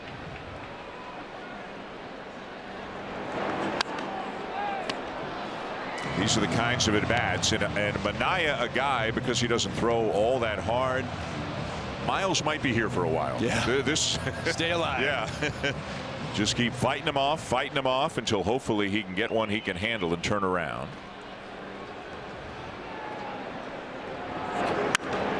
There it is. To center field, fairly deep. The catch made. Here comes Urias. Here comes the throw, and it's not in time. Straw gets the job done with a sac fly. It's 2-0.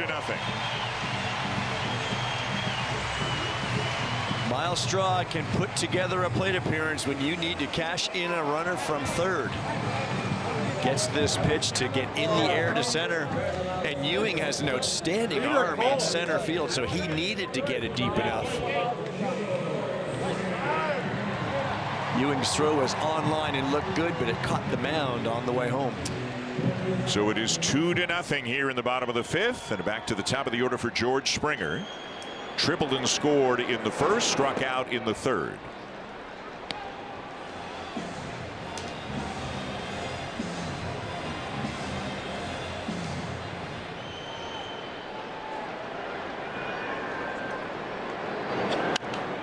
Now to play, and it's 1-1.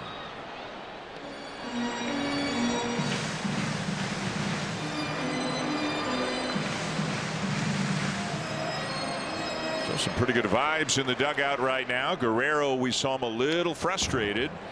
0 for 2 again, has hit the ball hard twice, once in the air, and maybe showing signs of getting a little bit closer. But I think just the fact, Joe, that the team is leading makes everybody's mood a little bit better. That's new, isn't it? They haven't done a lot of that.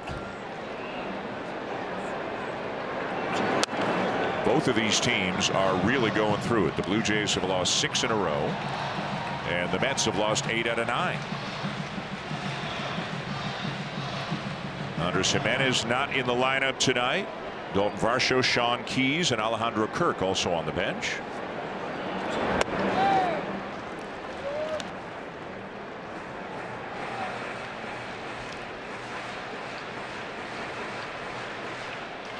A good night so far for Trey Savage. 5 scoreless. Taken down and away. 3-2.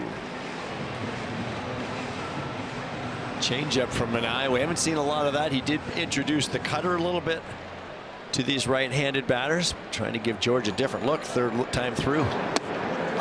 But he got him there. Strike 3 called. And wait a minute. Is George Springer challenging? Toronto is challenging the strike. Yes, he is. Springer does not challenge very often at all, and this one is not going to go his way. Toronto has 1 challenge remaining. That ball entirely in the strike zone. Springer is out, and the Blue Jays down to 1 challenge as the inning comes to a close.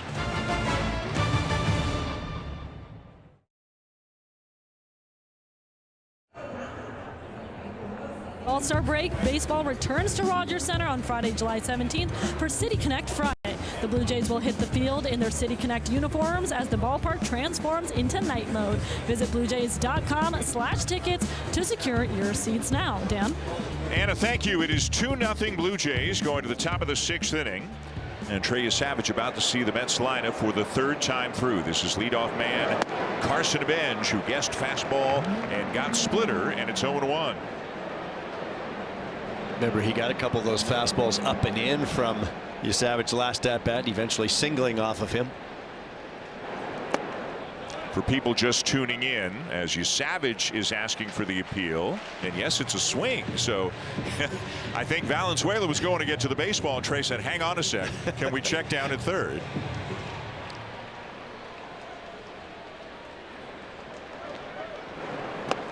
Tried it again. For people who may just be tuning in, why has Savage been successful tonight? Well, he's certainly been around the plate a lot more than we've seen in the past. The walks have been such an issue in his last handful of starts. P. Walker talked to me about his posture, the way sometimes he can lean back a little bit too much, and it really alters his release point. But we have seen him pepper the top of the zone high and in to a lot of the left-handed batters, and the Mets lineup is full of them tonight. Really sets up the splitter down. Right there. Strike 3 called.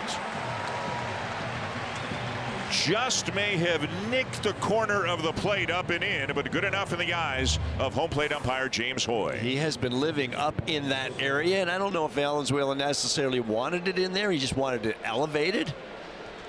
Maybe got the call. His 3rd strikeout, 2nd time he's gotten Benj, and here's Soto, 1 for 2. Had a double in the 1st and then grounded into a fielder's choice in the 3rd. Was that a strike? He is asking James Hoy.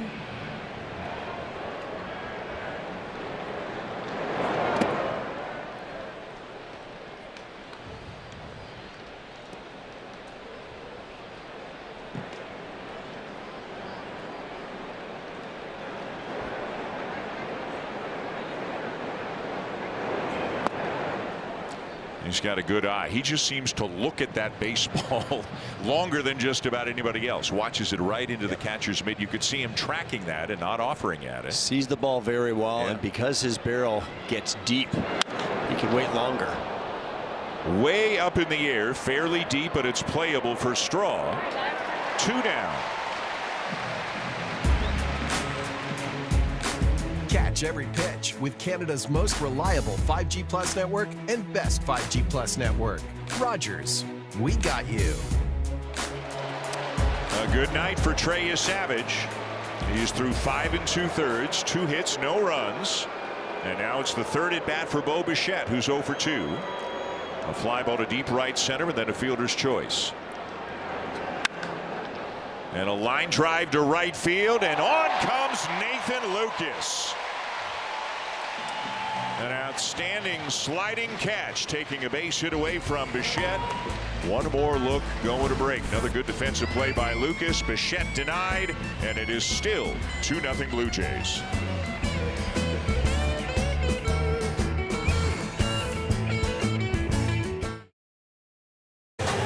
Summer is here, and there's no better place to spend it than the ballpark. With the roof open and the sun shining, now's the time to get out to Rogers Center and catch your Blue Jays in action. Secure your seats today at BlueJays.com/tickets. We're spending our summer at the ballpark, Dan. Where else would you want to be, especially when the weather is great? If you're coming down tomorrow or Wednesday, by the way, it's going to be hot. Don't know about the plans, if it's open or closed or halfway, because it's really going to be hot the next couple of days. Remember, it's a day game on Canada Day, as always, a 3:07 first pitch. Every year it seems like July 1st gets here faster and faster. That happened quickly. Yeah.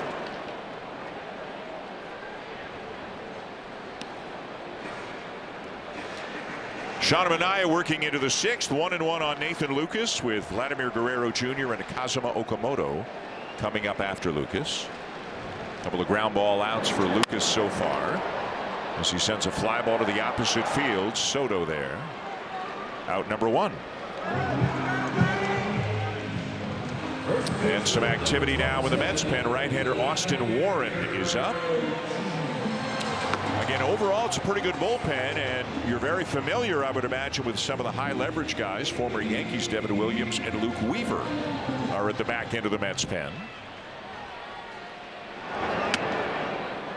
Here's Guerrero. A ground ball to short in the 1st, and then lined out to left in the 3rd.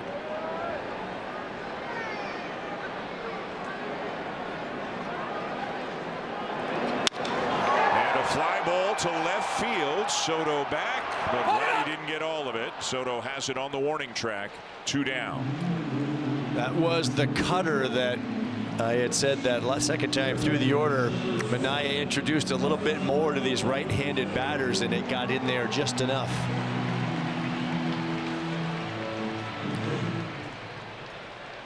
So 2 down, and here's Okamoto, who's been hit by a pitch and has also struck out.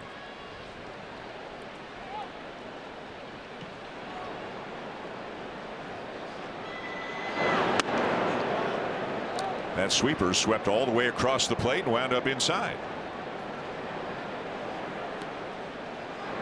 He's used both sides of the plate with the sweeper. He'll backdoor it to the righties, starting it in the left-handed batter's box and just trying to bring it over the outer edges, and then he'll also bring it all the way across the plate into the righties.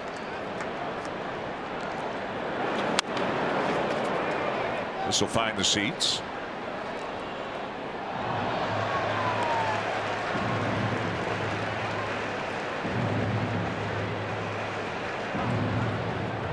They might be looking at that bat. It sounded like it may have broken. Yeah.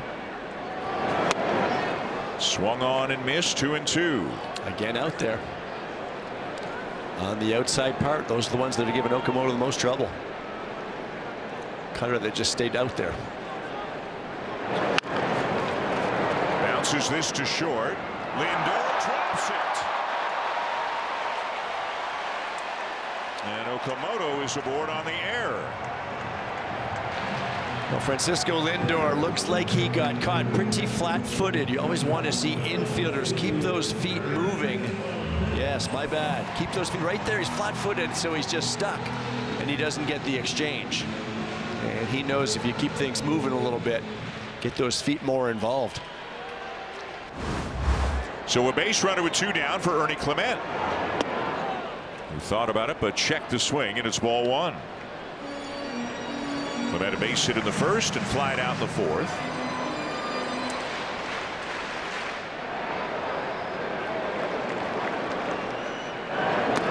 Now 2-0.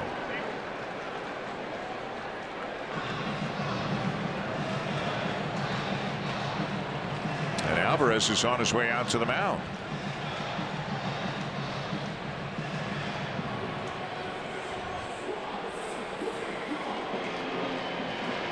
We said Manaea used 86 pitches to get through 3 innings in his last start against the Cubs, so much improved here tonight against the Blue Jays. Pitching into the 6th.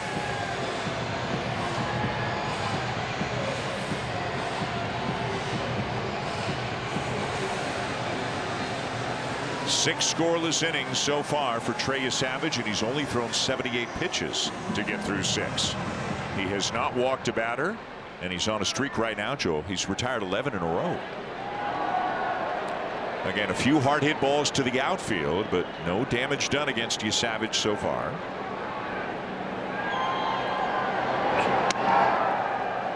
3-0 on Clement.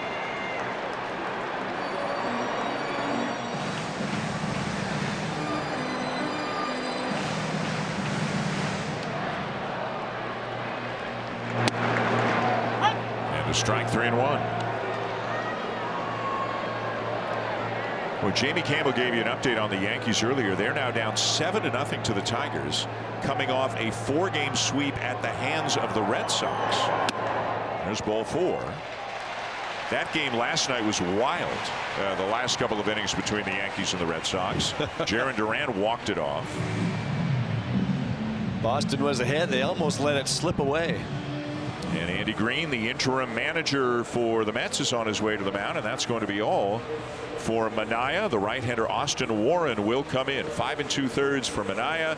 2 on, 2 out here, bottom 6. So interim manager Andy Green, who was the VP of player development for the Mets, he's come out of the front office. He knows some of the younger guys as they came through the system. He doesn't really know some of the veterans, just getting to know them now. After the Ernie Clement walk that extended the inning, 2 on, 2 out, Francisco Lindor sees Green coming out of the dugout, and he's like, no, don't take him out. And then when he sees the call to the bullpen, Lindor on the field showing visible emotion, obviously opposed to what his manager just did. Yes, very interesting. Andy Green just taking over after Carlos Mendoza was fired this past week, but it's a veteran player wanting to see the veteran pitcher get through this inning, and that's, as we know, the right call is the one that works, and we're going to find out right here if it works. But Sean Manaea, remember, he was pitching mostly in bulk most of this season out of the bullpen, just making his 4th start of the season, so he's getting into that territory that he hasn't necessarily been up over 90 pitches much. So here's a right-hander, Austin Warren. Brandon Valenzuela turns around to bat from the left side and takes one off the corner for ball 1. A lot of breaking pitches from Warren. He'll throw that sweeper to both righties and lefties. ERA just over 2.5 in 23 games this season. Remember, the inning would be over but for the error committed by Lindor, but that has given the Blue Jays an opportunity here, and now it's 2-0. And that could be a little personal too for Lindor right there. He's feeling now that the pitcher's been taken out of the game because of his error. But you know what they say, players play, coaches coach. At second, Okamoto. At first, Clement. And the 2-0. And Valenzuela tops it foul right side.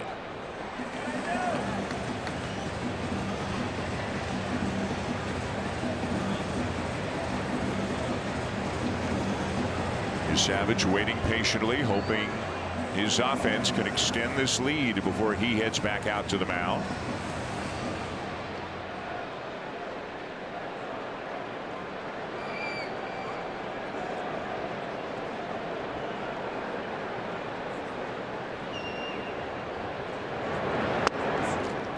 And a little backdoor breaking ball sneaks in there for strike 2. There is that sweeper that he will throw a lot.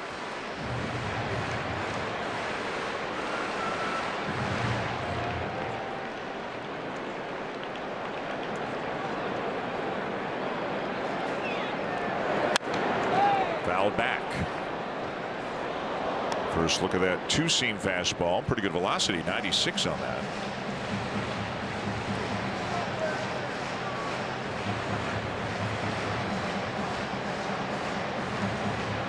A little breathing room would be just what John Schneider and the Blue Jays are looking for here. If Valenzuela can come up with a 2-out base hit.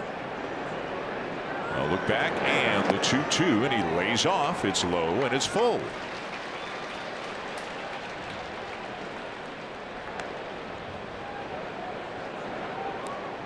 So now Okamoto gets a head start at second. The same for Clement at first. That could be big in case he tries to score on a base hit by Valenzuela. Okamoto would love a couple of extra steps in advance. Urias waiting on deck. Two good arms in the outfield, in center field and right field, Ewing and Benj.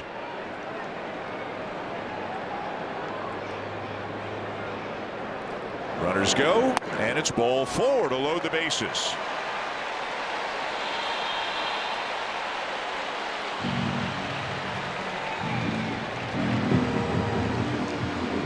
Remember, Remember, Andy Green came from the front office, so it was an interesting move by the Mets to replace the fired manager, and it'll be interesting to see where they go. I'm sure he's there as a placeholder until they get to the offseason and do a managerial search.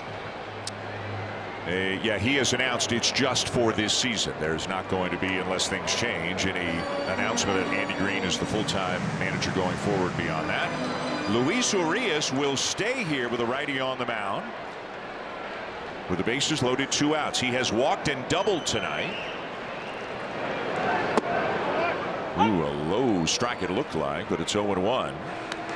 For what it's worth, Urias's AAA numbers this year with the Diamondbacks Reno team far better against righties than lefties.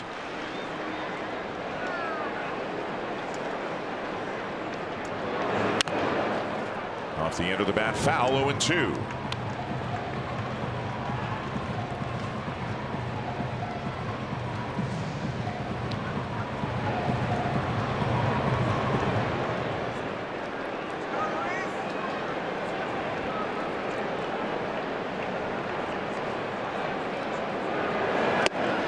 Chased it down and away. Warren will get him, and the Blue Jays unable to add on. They will leave the bases loaded and take a 2-0 lead to the 7th.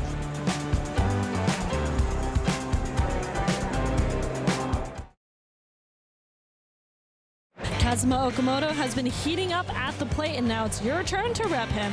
On Monday, July 20th, the first 15,000 fans at the ballpark will take home a Kazuma Okamoto t-shirt. It's a perfect way to celebrate the slugger who brought his star power from Japan to Toronto. Secure your tickets at bluejays.com/promotions. Quesadilla's not included. Dan? Quesadilla should be included. We'll work on that. On to the 7th. It's 2-0 Blue Jays here in the opening game of this series. And now John Schneider. Oh, Vladimir Guerrero needed something. Guerrero went back to the dugout, and Schneider has come out. I don't know if Vladdy needed a new glove. Remember, he has swapped it out every now and again, had some lace issues with one of them. But now Schneider, what's going on here? Looked like he was headed to the mound, but now he's stopping and having a conversation with a couple of the umpires. Guerrero was not on the field when Savage finished his warm-up tosses. Maybe a shoelace thing. I don't know if this is just about putting a ball on the count if the Blue Jays weren't ready, but Schneider got out of there to make sure that things didn't get going, and now Andy Green wants an explanation. Well, we'll see if the home plate umpire indicates a violation of any sort.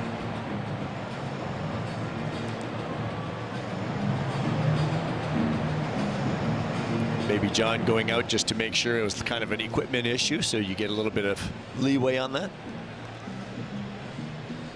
Let's see if James Hoy says or gestures in any way.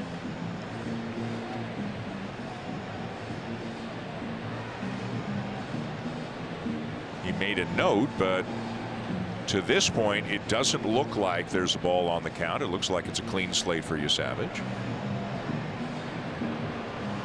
Green never really argued, and ready to go now in the 7th with Francisco Lindor leading it off.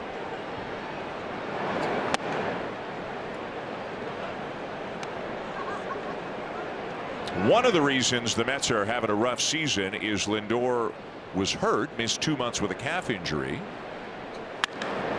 Line drive, right field, deep. Gone. His 3rd home run of the season, and the Mets have their first run of the night.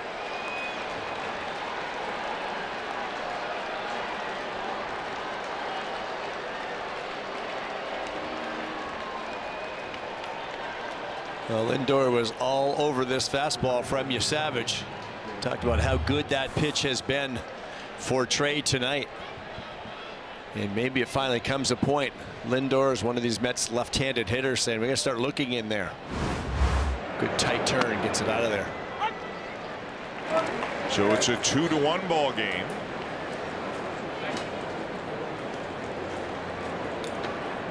It's a guy who hits about 30 home runs a year normally, but off to a slow start and the injuries, and now Mason Fluharty has gotten up.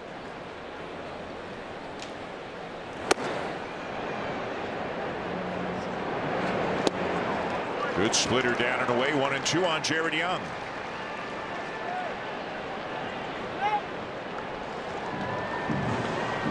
It has been a while, by the way, since a Blue Jay starter has pitched into the 7th inning.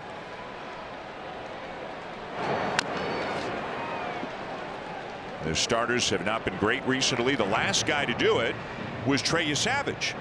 So that is 10 games ago at Fenway Park. He pitched into the 8th.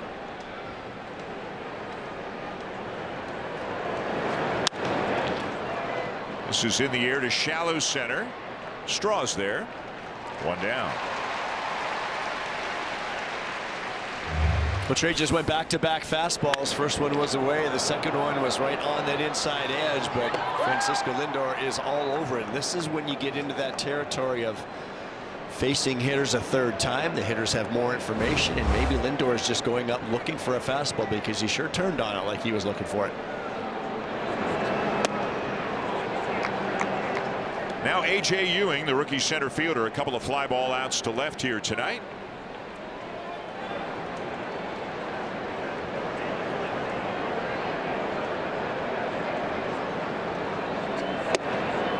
Inside, and it's 2-0.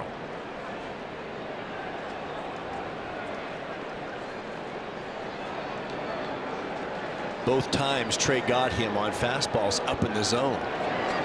We were talking earlier in the game how effective the elevated fastball was for him against these Mets left-handed hitters.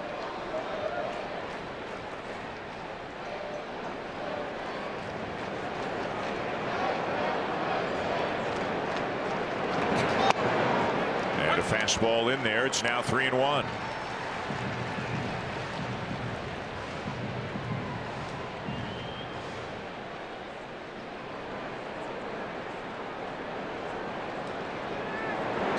Ooh, and he hit him. A four-seamer got away, way up and in. And fortunately for Ewing, he was able to kind of turn his back on it. I think it might have gotten him kind of behind the right shoulder. And he'll head down to first.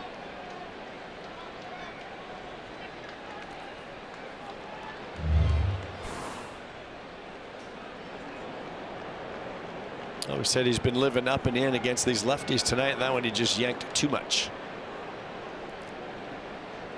And now Brandon Valenzuela, probably on orders from the dugout, has gone to the mound. Fluharty continues to warn. There's a right-handed batter up into Mark Vientos. Savage, it looks like he's going to stay to face him. He's got Vientos twice tonight on a pop-up and a strikeout. After Vientos, 3 of the next 4 hitters are left-handed batters. Although Beatty, who's on deck, could be lifted for a pinch hitter if John Schneider were to make a move. At the knees for a strike, and it's 0-1.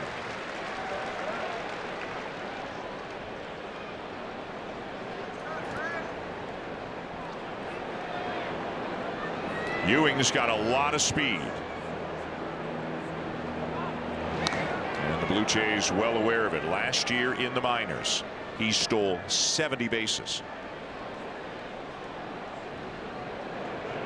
Speedy center fielder, also has a good arm. He is their top prospect. Not going. Swung on and missed. 0-2.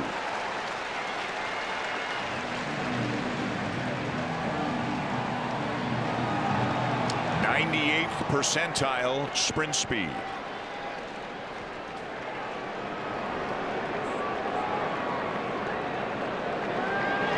The 0-2, and it's blocked by Valenzuela. Nice job by Brandon right there, and more importantly, keeping that runner at first base. Not that Savage getting many ground balls today, but it does keep that ground ball double play in order. Slides over onto one knee and really squares it up with his chest protector.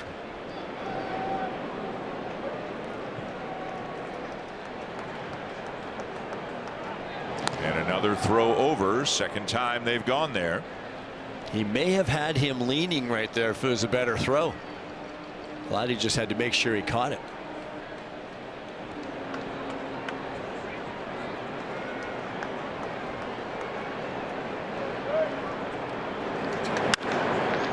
In the air to right.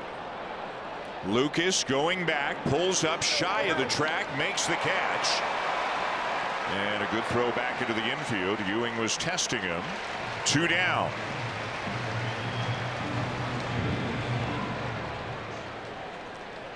And that's going to be all. John Schneider wants Mason Fluharty. The left-hand hitting Brett Beatty is coming up again. The Mets could make a counter move. We will see. But one way or another, Joe, a very nice outing for Trey Savage tonight. Much better from Trey all around the plate, and that's good news for the Blue Jays as well moving forward. And listen to this ovation. He got him 6 2/3, and he leaves with the lead.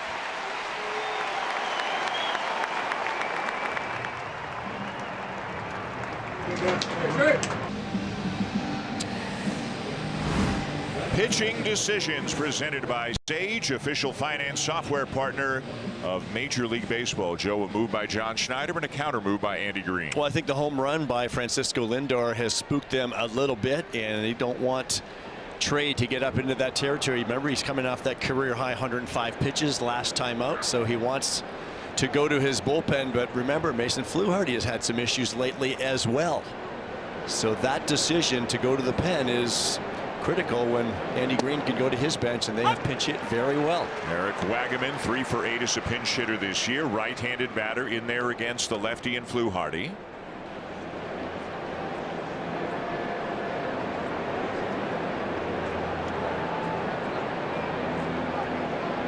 Oh, look at the runner who is going. It's strike 2 called. The throw down, and he got him. What a throw by Brandon Valenzuela.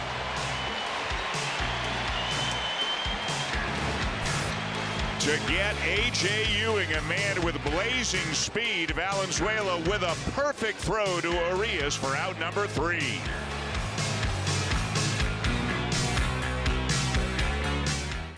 Are you a Rogers customer? It's Canada's winning inning. This inning, when the Blue Jays get a hit, you could win exclusive 50th season prizes. It's the bottom of the 7th in front of a crowd of better than 41,000 a night. It's a tight one. Blue Jays 2, Mets 1. At bat for the Blue Jays. And the Blue Jays will send up their 8, 9, and 1 hitters. Some changes for the Mets. Eric Wagaman stays in the game at 3rd. And Bo Bichette has moved to 2nd. This is the first time this year Bichette has played 2nd, and it's the only time he's played 2nd in the big leagues other than in the World Series last year. Here's Yohendrick Pinango. Line drive, left center field. Soto over, 1 down.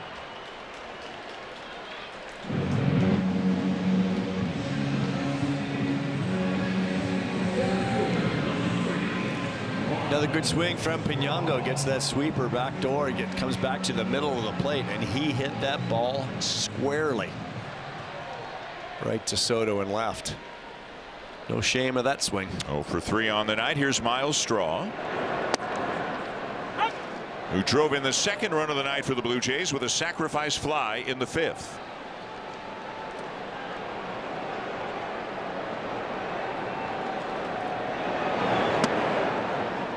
In the hole here, 0-2.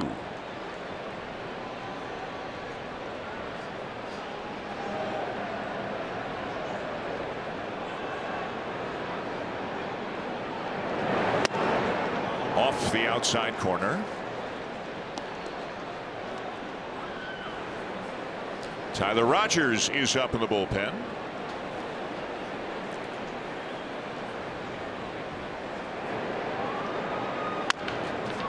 Straw with a bouncer to 3rd. Wagaman has it. Has to hurry and just does get him.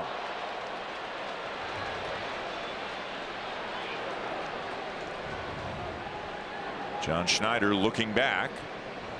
They've got 15 seconds to decide whether or not they're going to challenge. You can see him looking at the clock as well. No challenge. Wagaman just inserted into the ball game. Wouldn't you know it, you don't just get the ball hit to you, get it from a speedy Miles Straw. You better not hang on to that ball too long.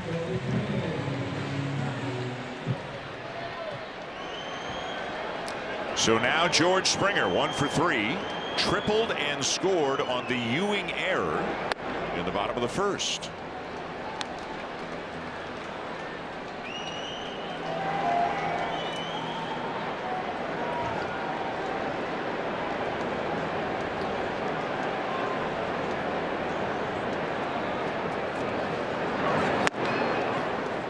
A lot of movement on that one. 1-1.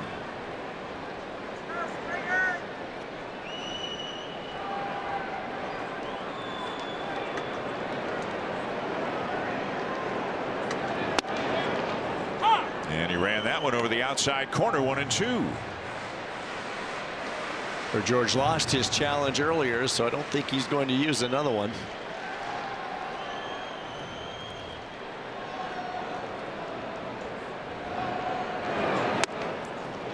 Now breaking ball away. It's 2-2.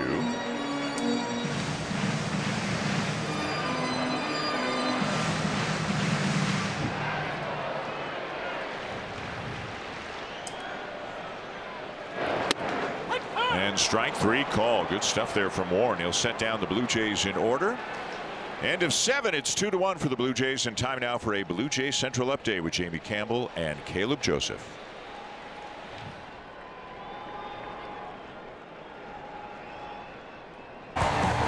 You could become a multimillionaire this Canada Day. The Canada Day jackpot is almost at $1.4 million and projected to surpass $2 million by Wednesday's draw.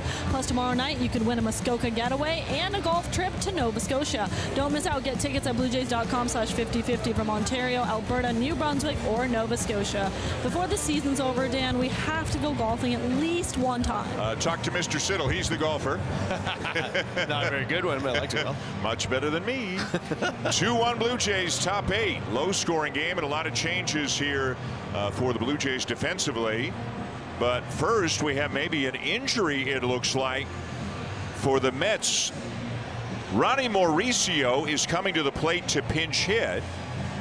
And did he inadvertently, maybe taking a practice swing, did he get his teammate Francisco Alvarez on the elbow?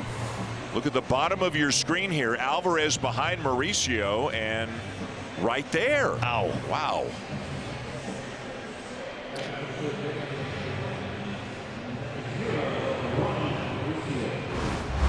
That's the weighted bet, too.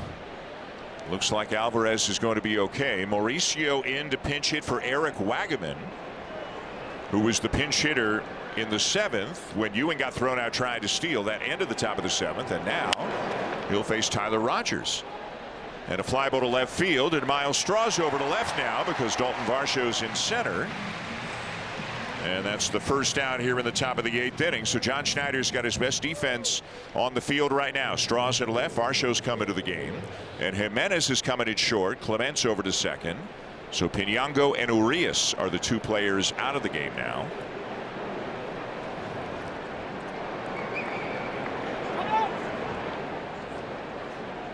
And here's Francisco Alvarez. So the elbow good enough, obviously, that he can stay in the game. 2 things are at play there. If you're in the on-deck circle with the bat, you got to keep an eye around you. But if you're the other hitter, you don't walk up too close to anybody and trust that they're not going to swing the bat.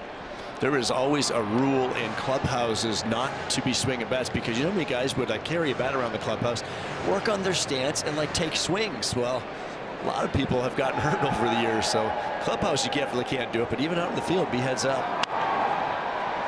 Rogers out in front, 0-2.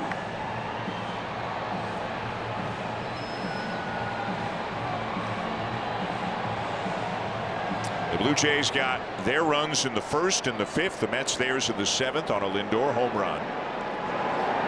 That's up and away with a slider, ball 1.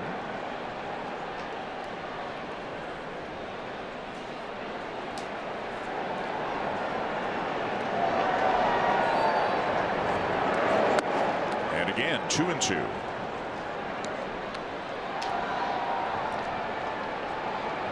Sometimes we see John Schneider get Louis Varland up in the 8th inning in case he might ask him for more than 3 outs. Varland is not up now, and Varland pitched in last night's game.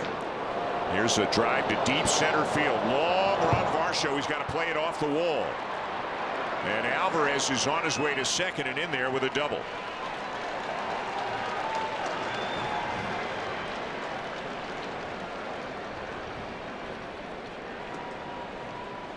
Hit this ball well, and that sinker came right back to the inside part of the plate where Valenzuela wanted it, but Alvarez was all over it.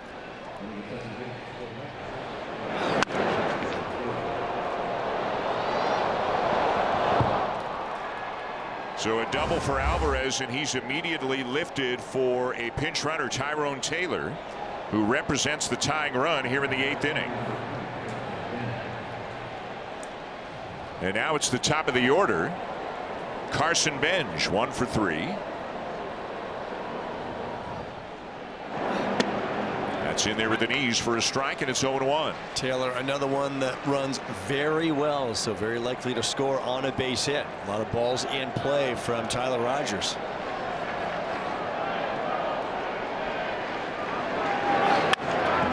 Grounded to third. Runner goes back to second, and Okamoto throws Benj out for the second out.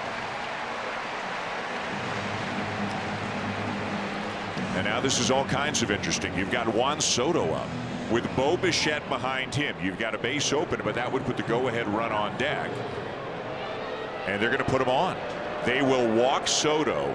And what do you think is on the mind of Bo Bichette right now? His old manager just walked the guy in front of him to bring him to the plate. What was on his mind in the World Series when Vladimir Guerrero Jr. was intentionally walked?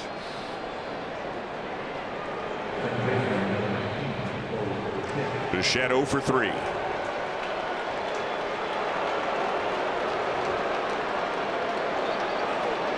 So the tying runs at second, the go-ahead run at first. I think it's the right move. I wouldn't pitch. You can't pitch to Juan Soto here, and I know it's the go-ahead run, but you have to take your chances with Bo, especially with Rogers right on right. Just with the funky arm angle, the 2-pitch mix. You trust in Rogers right now, I think, more against the righty. Chopped back towards the mound. Rogers to Guerrero to get the out and end the threat. To the bottom of the 8th, it's still 2-1 Blue Jays.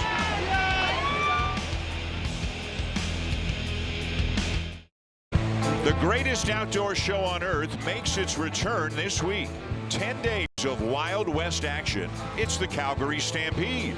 It all starts Friday, 3:30 Eastern, 12:30 Pacific on Sportsnet and Sportsnet 1. Bottom of the 8th, a low-scoring game here. It's 2-1 Blue Jays. Tyler Rogers just got 3 big outs. Luis Torrens is now catching for the Mets. And here's Nathan Lucas against Austin Warren.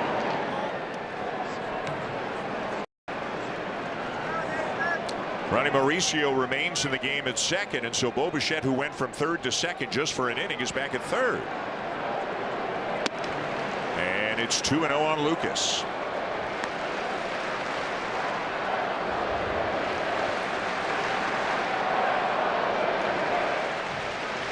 Lucas 0 for 3.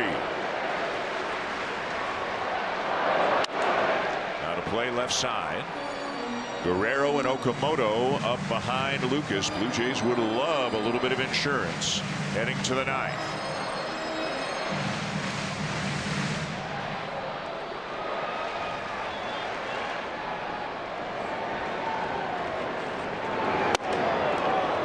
And Lucas spins away from an inside fastball, ball 3.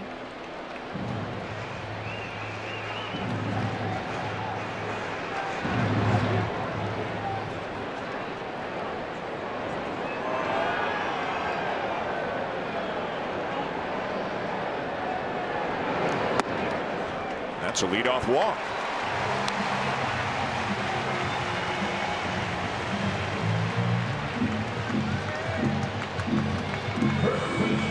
So now Guerrero 0 for 3 on a ground ball to short, a line out to left, and then a fly ball to the edge of the warning track in left.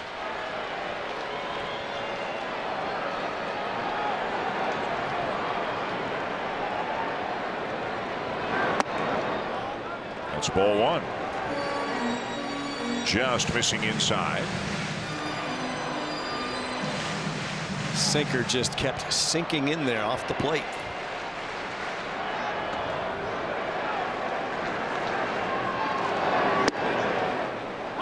And now drops a breaking ball in for a strike to even it up at 1-1. Louis Varland's up in the bullpen in anticipation of a save situation.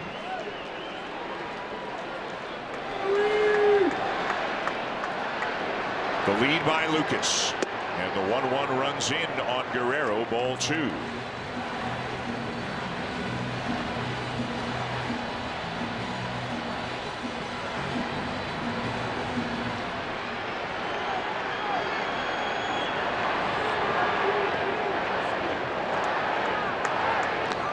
Lucas draws a throw and dives back in safely.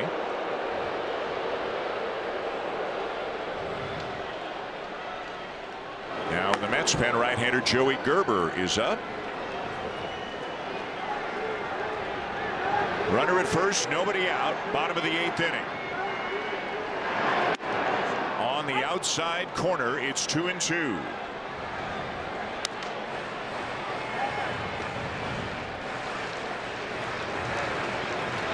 Saw Warren do that to George Springer a couple of times in the 7th inning. He uses that sinker on both sides of the plate. That one comes back and catches the edge.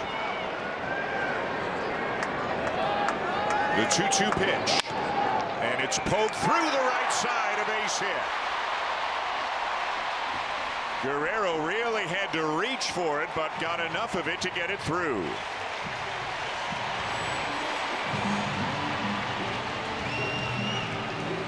Well, Warren was all over the edges in that at bat against Vladdy. Not a whole lot more you could do, just trying to protect that edge of the plate, and he gets it past Young at first base. And Andy Green is on his way to the mound. He has made the call to the bullpen. Warren will leave, and another right-hander, Joey Gerber, will enter.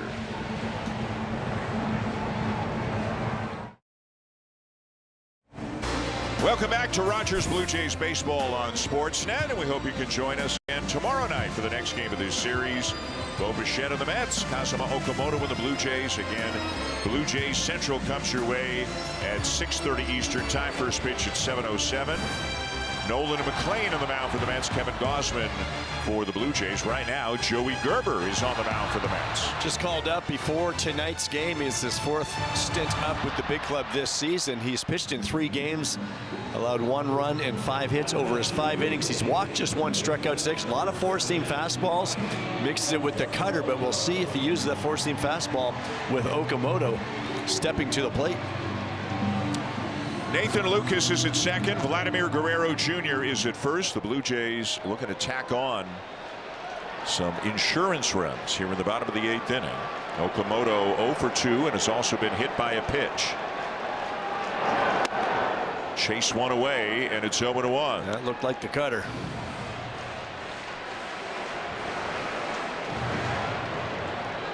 And I would imagine they will live out there against Okamoto.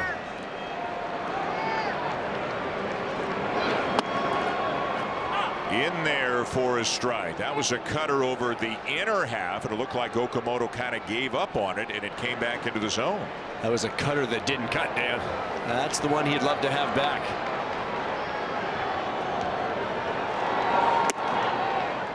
Ball 1.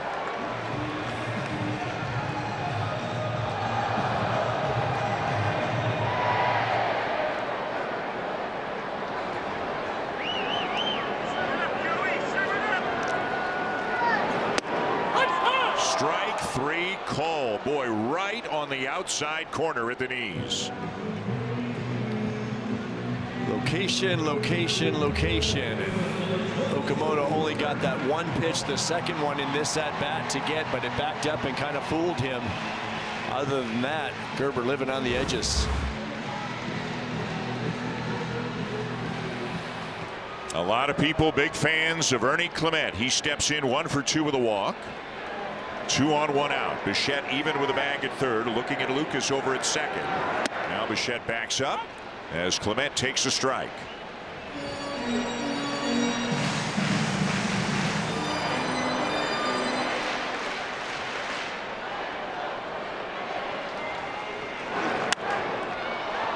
Clement has lifted it to very shallow right center. Benj, the right fielder, to make the catch for out number 2.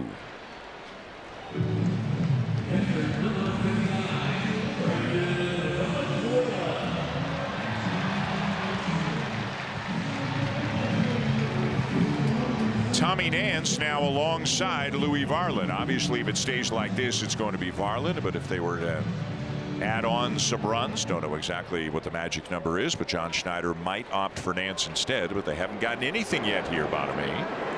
It's up to Brandon Valenzuela.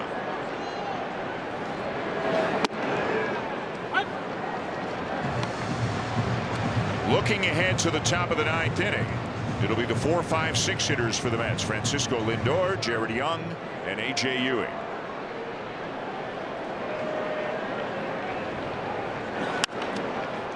Now to play, and it's 0-2.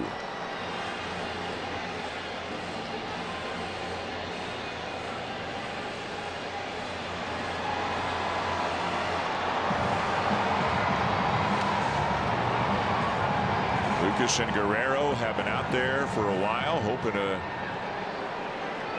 start running. If Valenzuela can put one in play and try to extend this lead. But he can't. He strikes out. They'll strand a couple. And it's on to the 9th in what is still a 1-run game here at Rogers Center.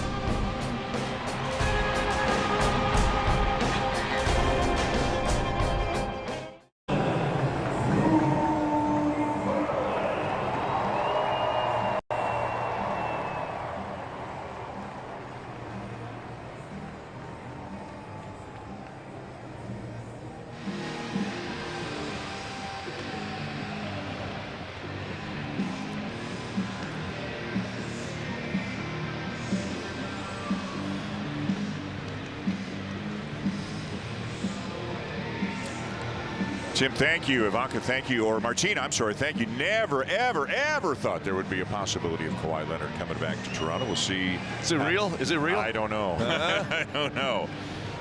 We will see about that, but right now we're going to see about this. This one's a little bit too close for comfort.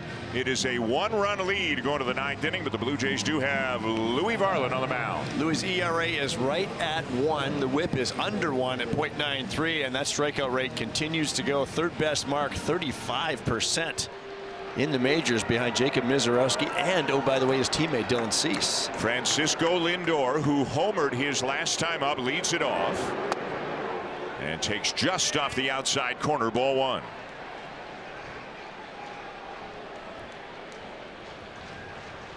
After Lindor, it'll be Jared Young and A.J. Ewing. Each team with just 4 hits in the game. That's in there at the knees, and it's 1-1. Louis was pitching in yesterday's game, giving up that double to Josh Young in the 9th inning, and then the pinch runner allowed to score on the ball that got away from Alejandro Kirk from second base. A wild pitch that bounced way up into the netting after hitting the umpire's shoulder, something you might see once or twice a season, and unfortunately for the Blue Jays, it happened in a tie game in the 9th inning.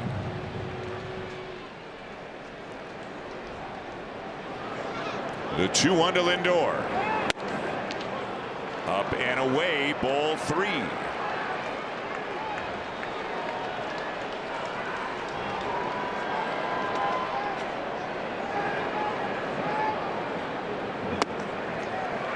In there with a curveball, 3-2.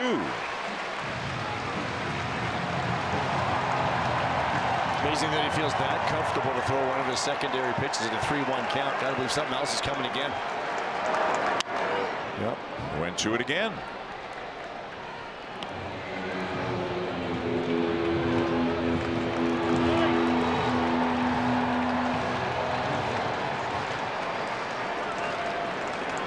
Three-two, one more time.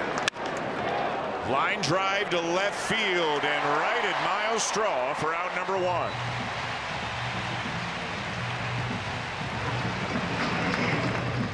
Came back with the fastball, and Lindor was all over it, but right at Miles Straw. Those can be tricky too, those low liners. 1 out in the 9th inning, and now here's Jared Young, who is 0 for 3.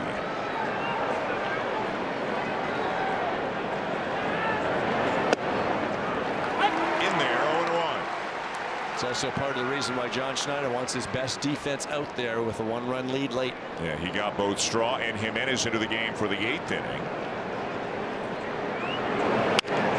Grounded up the middle to his right. Clement on a bounce, not in time.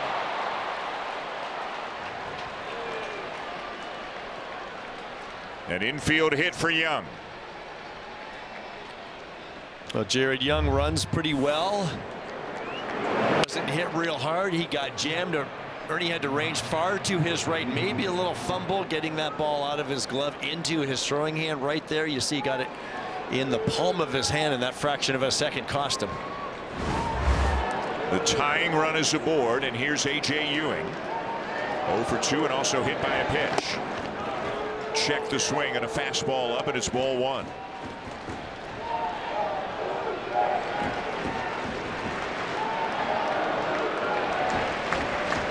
Ewing wants to use his timeout. There's nobody on the bench for Andy Green to pinch hit or pinch run. Doesn't matter what happens here, how deep down the order they go. His guys are his guys. Now 2-0 as Varland yanked that changeup, and it wound up down and in. He likes to throw that down and away to lefties.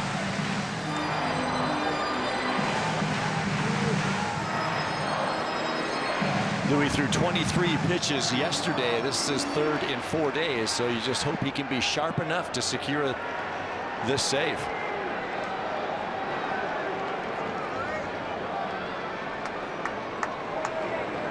The lead by Young, and the 2-0. Missed in again. 3-0.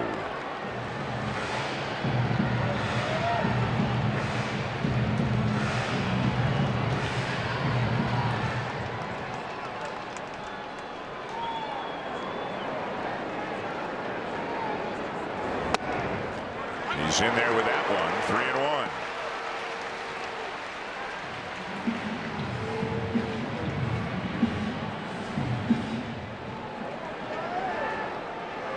A 1-run lead with a tying run aboard here in the 9th inning. And the 3-1 pitch on the way.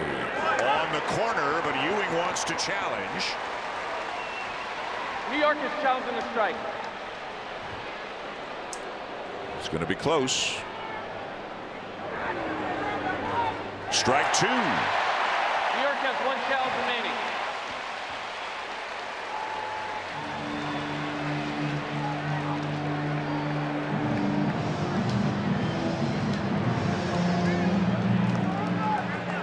Young the lead, being held on by Guerrero.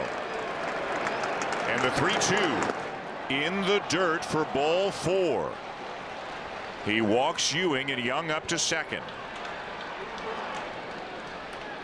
Did not want to come back with another fastball.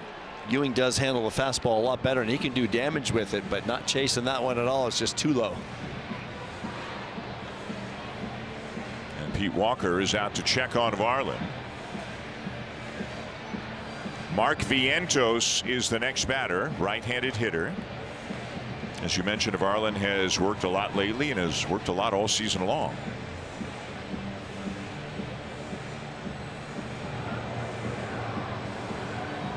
The Mets 0 for 7 with runners in scoring position tonight. Meeting over, Walker on his way back to the dugout. Vientos not enjoying a very special season at all, but he is a guy that can get to the fastball, and that's what maybe this meeting is about. Do they want to spin it more? But, you know, I think with Louis, the scouting reports of opposing hitters, I'm not sure how much they factor. He's going to throw what he thinks is best. His stuff is different.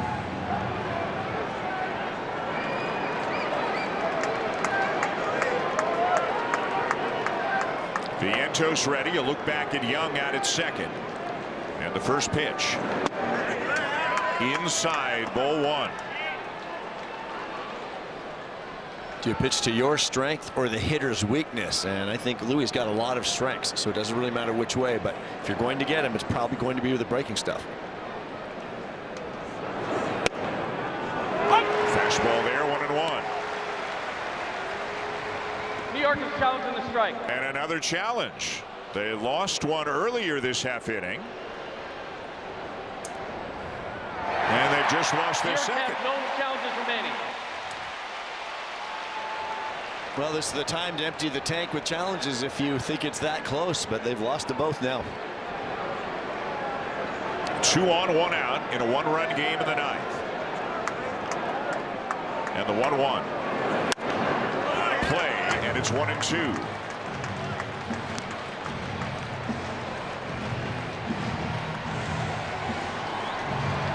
Two teams that come in really struggling. The Blue Jays trying to hang on and snap the 6-game losing streak. The 1-2 pitch in the dirt and blocked by Valenzuela. Ball 2. I don't think Louis has to throw that nasty of a curveball in that. If it's up a little bit more of a strike to ball, that was just never really a strike. I think he had him set up for a chase. That's just never looking good to the hitter. About to throw his 20th pitch.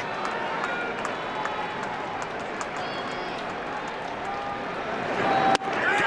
That one. A big second out. That's a great adjustment by Louis Varla, and I love the fact that Valenzuela came back with that pitch. Throw it again. It doesn't have to be the nasty one. Your strength against the hitter's weakness, and he beat him.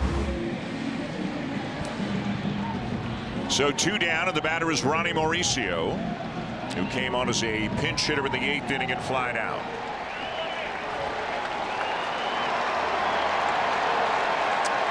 $41,634, most of them standing here at Rogers Center.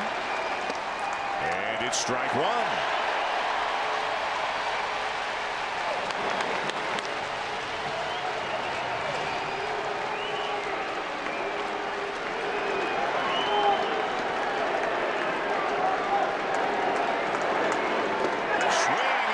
So in 2.